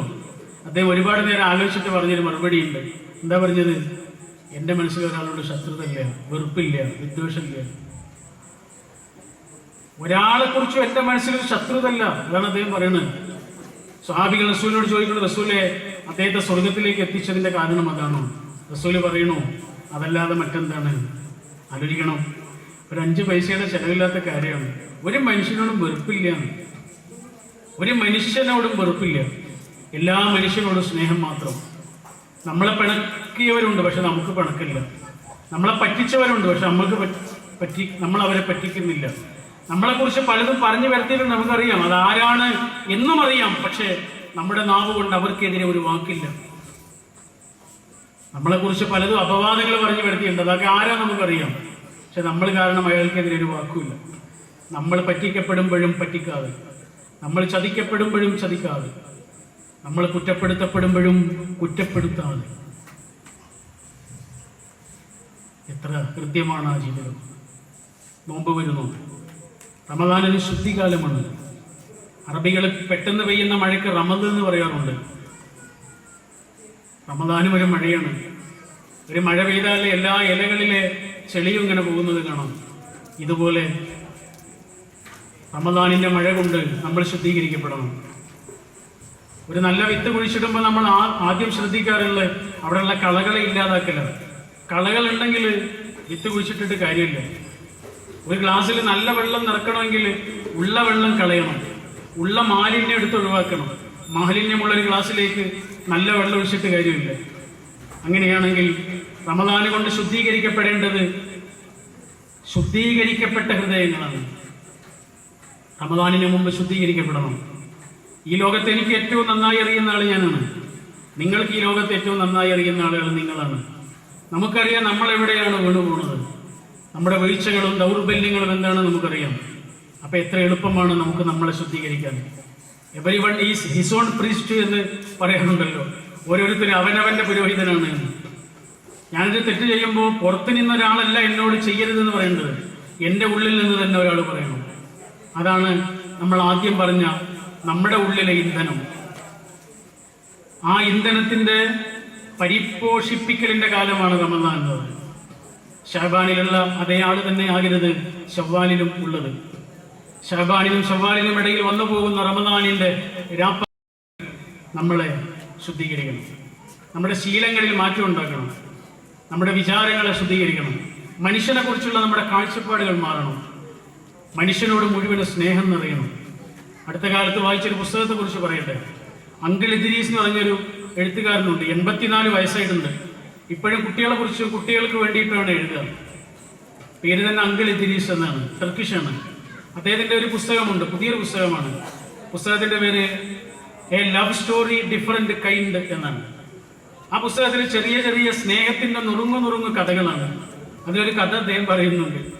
ബാഗ്ദാദിൽ യുദ്ധം നടക്കുന്ന സമയത്ത് വലിയ പരിക്ക് പറ്റിയ ആളുകളൊക്കെ ഉള്ള ഒരു ക്യാമ്പ്. ആ ക്യാമ്പിൽ ഒരു കുട്ടിക്ക് അടിയന്തരമായി രക്തം വേണം. രക്തം കൊടുക്കാൻ ആരും തയ്യാറാവുന്നില്ല. അവസാനം രക്തം കൊടുക്കാൻ വരുന്നത് വലിയ പ്രായമായിട്ടില്ലാത്തൊരു കുട്ടിയാണ്. ആ കുട്ടി രക്തം കൊടുക്കാൻ തയ്യാറാണ്. പക്ഷെ അവന് ഒരു നിബന്ധനയുണ്ട്. എന്താണ്? രക്തം കൊടുക്കുന്നതിന് മുമ്പ് അവൻ്റെ ഉമ്മയെ കാണണം. ഉമ്മ വേറെ ഏതൊരു ക്യാമ്പിലുള്ളത്. അപ്പൊ ആളുകൾ പറയുന്നുണ്ട്, മോന് ഉമ്മയെ എപ്പം തന്നെ കാണണോ? രക്തം കൊടുത്തതിന് ശേഷം പിന്നെ പോയി കണ്ടാൽ പോരെന്നൊക്കെ ചോദിക്കുന്നുണ്ട്. പക്ഷെ ഇവനെ ഒന്നും കേൾക്കണില്ല. അവൻ നിർബന്ധം പറയുന്നു, ഉമ്മയെ കാണണം, ഉമ്മയെ കണ്ട് പറയണം. അപ്പൊ അവനോട് ചോദിച്ചു, എന്താണ് മോനെ കാര്യം? അപ്പൊ അവൻ പറയണത് എന്താണെന്നറിയാം? ഞാൻ എൻ്റെ രക്തം അവന് കൊടുത്താൽ ഞാൻ മരിക്കൂലേ? മരിക്കണതിന് മുമ്പ് എനിക്ക് എൻ്റെ ഉമ്മാനൊന്ന് കാണണമെന്നാണ്. അവൻ വിചാരിച്ചത് രക്തം കൊടുക്കാൻ മരിച്ചു എന്നാണ്. പക്ഷെ അവനതിന് തയ്യാറാണ്. അവനതിന് തയ്യാറാണ്. ആ കുട്ടിയല്ലേ ശരിക്കും വലിയ മനുഷ്യൻ? അവൻ്റെ ഉള്ളിലുള്ളതിൻ്റെ പേരല്ലേ സ്പിരിച്വാലിറ്റി എന്ന് പറയുന്നത്. ബുദ്ധിയില്ലാത്ത കുറേ കുട്ടികളുണ്ട്. അവരുടെ ഒരു ഓട്ട മത്സരം നടക്കാം. 10 കുട്ടികളുണ്ട്. 10 കുട്ടികളും ഓട്ട മത്സരത്തിന് ഒരുങ്ങുകയാണ്. അങ്ങനെ ഓട്ട മത്സരം ആരംഭിക്കുന്നു. ആ മത്സരത്തിനിടയിൽ, ആ ഓട്ടത്തിനിടയിൽ ഒരു കുട്ടി ട്രാക്കിൽ വീണു പോകുന്നു. ബാക്കി 9 കുട്ടികളും ഓട്ടം നിർത്തിയിട്ട് തിരിച്ചു വരുന്നു. ബാക്കി 9 കുട്ടികളും ഓട്ടം നിർത്തിയിട്ട് തിരിച്ചു വന്ന് ഇവനെ പിടിച്ചെഴുന്നേൽപ്പിക്കുന്നു. എന്നിട്ട് ആ 10 ആളുകളും ട്രാക്കിലൂടെ നടക്കുന്നു. ഈ കാഴ്ച കണ്ട ആ സ്റ്റേഡിയത്തിലെ ഒരു മനുഷ്യനും കരഞ്ഞില്ല, ഒരു മനുഷ്യനും ചിരിച്ചില്ല, കൈയടിച്ചില്ല. എന്തുകൊണ്ട്? അവരൊക്കെ കരയുന്നു. ബുദ്ധിയുണ്ടെന്ന് പറയുന്നത് നമ്മൾ ഒന്ന് ജയിക്കാൻ വേണ്ടിയിട്ട് എത്ര ആളുകളെ തോൽപ്പിച്ചുകൊണ്ടിരിക്കണമെന്ന് ആലോചിച്ചു. ബുദ്ധിയുണ്ട് എന്ന് പറയുന്നത് നമ്മളൊരു നേട്ടത്തിന് വേണ്ടിയിട്ട്, ഒരു സ്ഥാനത്തിന് വേണ്ടിയിട്ട്, നമ്മുടേതായൊരു നേട്ടത്തിന് വേണ്ടിയിട്ട്, വ്യക്തിപരമായൊരു താല്പര്യത്തിന് വേണ്ടിയിട്ട് എത്ര ആളുകളായിരുന്നു തോൽപ്പിച്ചുകൊണ്ടിരിക്കണമെന്ന് പറയുന്നത്. ശരി, നമ്മുടെ സംസാരം ആരംഭിച്ചപ്പോൾ നമ്മൾ പറഞ്ഞത് ഇതായിരുന്നു: ഏത് യാത്രയേക്കാളും പ്രധാനമാണ് അവനവനിലേക്കുള്ള യാത്ര. അവനവനിലേക്കുള്ള യാത്ര എന്ന് പറഞ്ഞാൽ അവനവന്റെ കേടുകളിലേക്കുള്ള യാത്രയാണ്. ആ കേടുകൾ ഏറ്റവും കടുത്ത ഒരു ഭരണാധികാരിയേക്കാൾ കടുപ്പത്തിൽ നമ്മളെ വിചാരണ ചെയ്യണം. എൻ്റെ കേടുകളെ ഞാൻ കണ്ടെത്തണം, എൻ്റെ കുഴപ്പങ്ങളെ ഞാൻ കണ്ടെത്തണം. എൻ്റെ രക്ഷിതാവിനോടുള്ള ബന്ധം കുറച്ചുകൂടി ആഴത്തിൽ എൻ്റെ ഉള്ളിൽ ദൃഢപ്പെടണം. ആ ബന്ധമുണ്ടെങ്കിലേ ഞാനുള്ളൂ, അല്ലെങ്കിൽ ഞാനില്ല. നല്ല ഉത്സവം നടക്കുന്നു. ആ ഉത്സവത്തിലേക്ക് ഒരു അച്ഛൻ കുട്ടിയെ കൊണ്ട് വരുന്നുണ്ട്. അച്ഛൻ്റെ കൈ പിടിച്ചിട്ട് കുട്ടി ഉത്സവമൊക്കെ കാണുന്നു. എല്ലാ രസങ്ങളും കാണുന്നവൻ ചിരിക്കണു. അവൻ്റെ മുന്നിൽ പാമ്പ് ഇങ്ങനെ നൃത്തമാടുന്നുണ്ട് കുഴലൂതുന്നതിനനുസരിച്ച്. അവൻ്റെ മുന്നിലാണ് പാമ്പ്, പക്ഷെ അവന് യാതൊരു പേടിയില്ല. കാരണം അവൻ പിടിച്ചിരിക്കുന്നത് അവൻ്റെ അച്ഛൻ്റെ കൈയാണ്. എന്നാൽ തിരക്കിനിടയിൽപ്പെട്ട് അച്ഛൻ്റെ കൈയെങ്ങാനും വേർപെട്ട് അവൻ ഒറ്റക്കായി പോയാലോ, അവൻ്റെ അച്ഛനെ അവന് നഷ്ടപ്പെട്ടു പോയാലോ, പിന്നെ അവൻ്റെ ജീവിതത്തിൽ ഉത്സവങ്ങളേയില്ല. എപ്പോഴും നമ്മൾ ആലോചിക്കണം, അള്ളാഹുവിനെ നമ്മൾ മുറുകെ പിടിക്കുന്നുണ്ടെങ്കിൽ നമ്മുടെ ജീവിതത്തിൽ സന്തോഷമുണ്ട്, നമ്മുടെ ജീവിതത്തിൽ നിർഭയത്വമുണ്ട്, നമ്മുടെ ജീവിതത്തിൽ ഉൾക്കരുത്തുണ്ട്. അതെപ്പോഴാണോ നമുക്ക് തകർന്നു പോകുന്നത്, അറ്റുപോകുന്നത്, അവിടെ മുതൽ തീർച്ചയായും നമ്മൾ ആ കുട്ടിയാവും. അച്ഛൻ്റെ കൈവിട്ട കുട്ടിയെപ്പോലെ നമ്മൾ ഒറ്റക്കായി പോകും. വാക്കുകൾ നിർത്തുന്നു. വേദനയിൽ പുഞ്ചിരിക്കുകയും സുജൂദിൽ കരയുകയും ചെയ്യുന്ന സത്യവിശ്വാസത്തിൻ്റെ ഉൾക്കരുത്തുകൊണ്ട്, വേദനയിൽ പുഞ്ചിരിക്കുകയും സുജൂദിൽ കരയുകയും ചെയ്യുന്ന, അള്ളാഹുവിൻ്റെ മുന്നിലെത്തുമ്പോൾ ഒരു ചെറിയ കുട്ടിയെപ്പോലെ കരയുന്നവരായി, എന്നാൽ ജീവിതത്തിൽ എത്ര വലിയ പ്രതിസന്ധികളിലും കരയാത്തവരുമായി നിലനിൽക്കാൻ നമുക്ക് കഴിയണം. അള്ളാഹുവിനെ കുറിച്ചുള്ള ഓർമ്മ കൊണ്ട്, വിചാരം കൊണ്ട്, പേടി കൊണ്ട്, എന്ന ഉൾക്കരുത്തുകൊണ്ട് നമ്മുടെ അകവും പുറവും ശുദ്ധീകരിക്കപ്പെടണം. ആ ശുദ്ധീകരണത്തിനുള്ള അവസരമാണ് അള്ളാഹു ഒരുക്കി തരുന്നത്. ഓരോ നിസ്കാരവും അതാണ്, ഓരോ നോമ്പും അതാണ്, ഓരോ ആരാധനാവേളയും അതാണ്, ഓരോ പ്രാർത്ഥനാവേളയും അതാണ്. നമുക്ക് നമ്മളിലേക്കൊന്ന് തിരിഞ്ഞു നിൽക്കാനുള്ള അവസരമാണ്.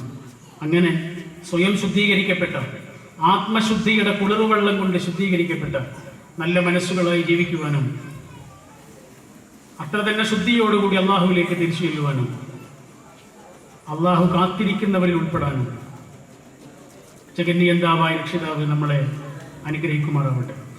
ചെയ്തു പോയിട്ടുള്ള പാപങ്ങളിൽ നിന്ന്, പോരായ്മകളിൽ നിന്ന്, അള്ളാഹുവിനെ മറന്ന് പിശാചിലേക്ക് വഴിപ്പെട്ട് ചെയ്തു പോയിട്ടുള്ള തെറ്റുകളിൽ നിന്ന് ദയാലുവായ രക്ഷിതാവേ, ഞങ്ങൾക്ക് നീ പാപമോചനം നൽകി അനുഗ്രഹിക്കണമേ. ഞങ്ങളിൽ നിന്ന് വേർപെട്ടു പോയിട്ടുള്ള പ്രിയപ്പെട്ടവർ, ഞങ്ങളൊന്നും കാണുക പോലും ചെയ്തിട്ടില്ലാത്ത വല്യമ്മമാർ, വല്യപ്പമാർ, മാതാപിതാക്കളിൽപ്പെട്ടവർ, ഗുരുജനങ്ങൾ, അള്ളാഹുവേ, അവർക്കെല്ലാം ഞങ്ങളിൽ നിന്ന് വേർപെട്ടു പോയവർക്ക് ഞങ്ങളിവിടെ അനുഭവിക്കുന്നതിനേക്കാൾ സന്തോഷം അവരുടെ ഖബർ ജീവിതത്തിൽ നീ അവർക്ക് ചൊരിഞ്ഞു കൊടുക്കണമേ. അവരെയും ഞങ്ങളെയും നിന്റെ ഉന്നതമായ സ്വർഗാരാമങ്ങളിൽ ഒരുമിച്ച് കൂട്ടണമേ. അള്ളാഹുവേ, ജീവിതത്തിൽ പലതരത്തിലുള്ള വിഷമങ്ങൾ കൊണ്ട് വലയുന്ന മനുഷ്യർ, മക്കളില്ലാത്തത് കൊണ്ട്, മക്കളുടെ പലതരത്തിലുള്ള രോഗങ്ങൾ കൊണ്ട്, കടങ്ങൾ കൊണ്ട്, സങ്കടങ്ങൾ കൊണ്ട് പൊറുതിമുട്ടുന്ന മനുഷ്യർ ഞങ്ങളുടെ തോളോട് തോൾ ചാരി ഇരിക്കുന്നുണ്ട്. അള്ളാഹുവേ, അവർക്ക് ആശ്വാസകരമായ ഒരു പരിഹാരവും സമാധാനവും നീ ചൊരിഞ്ഞു കൊടുക്കണമേ. റബ്ബനാ അത്തിനാ ഫിദ്ദുനിയ ഹസന വഫിൽ ആഖിറതി ഹസനതൻ വഖിനാ അദാബന്നാർ.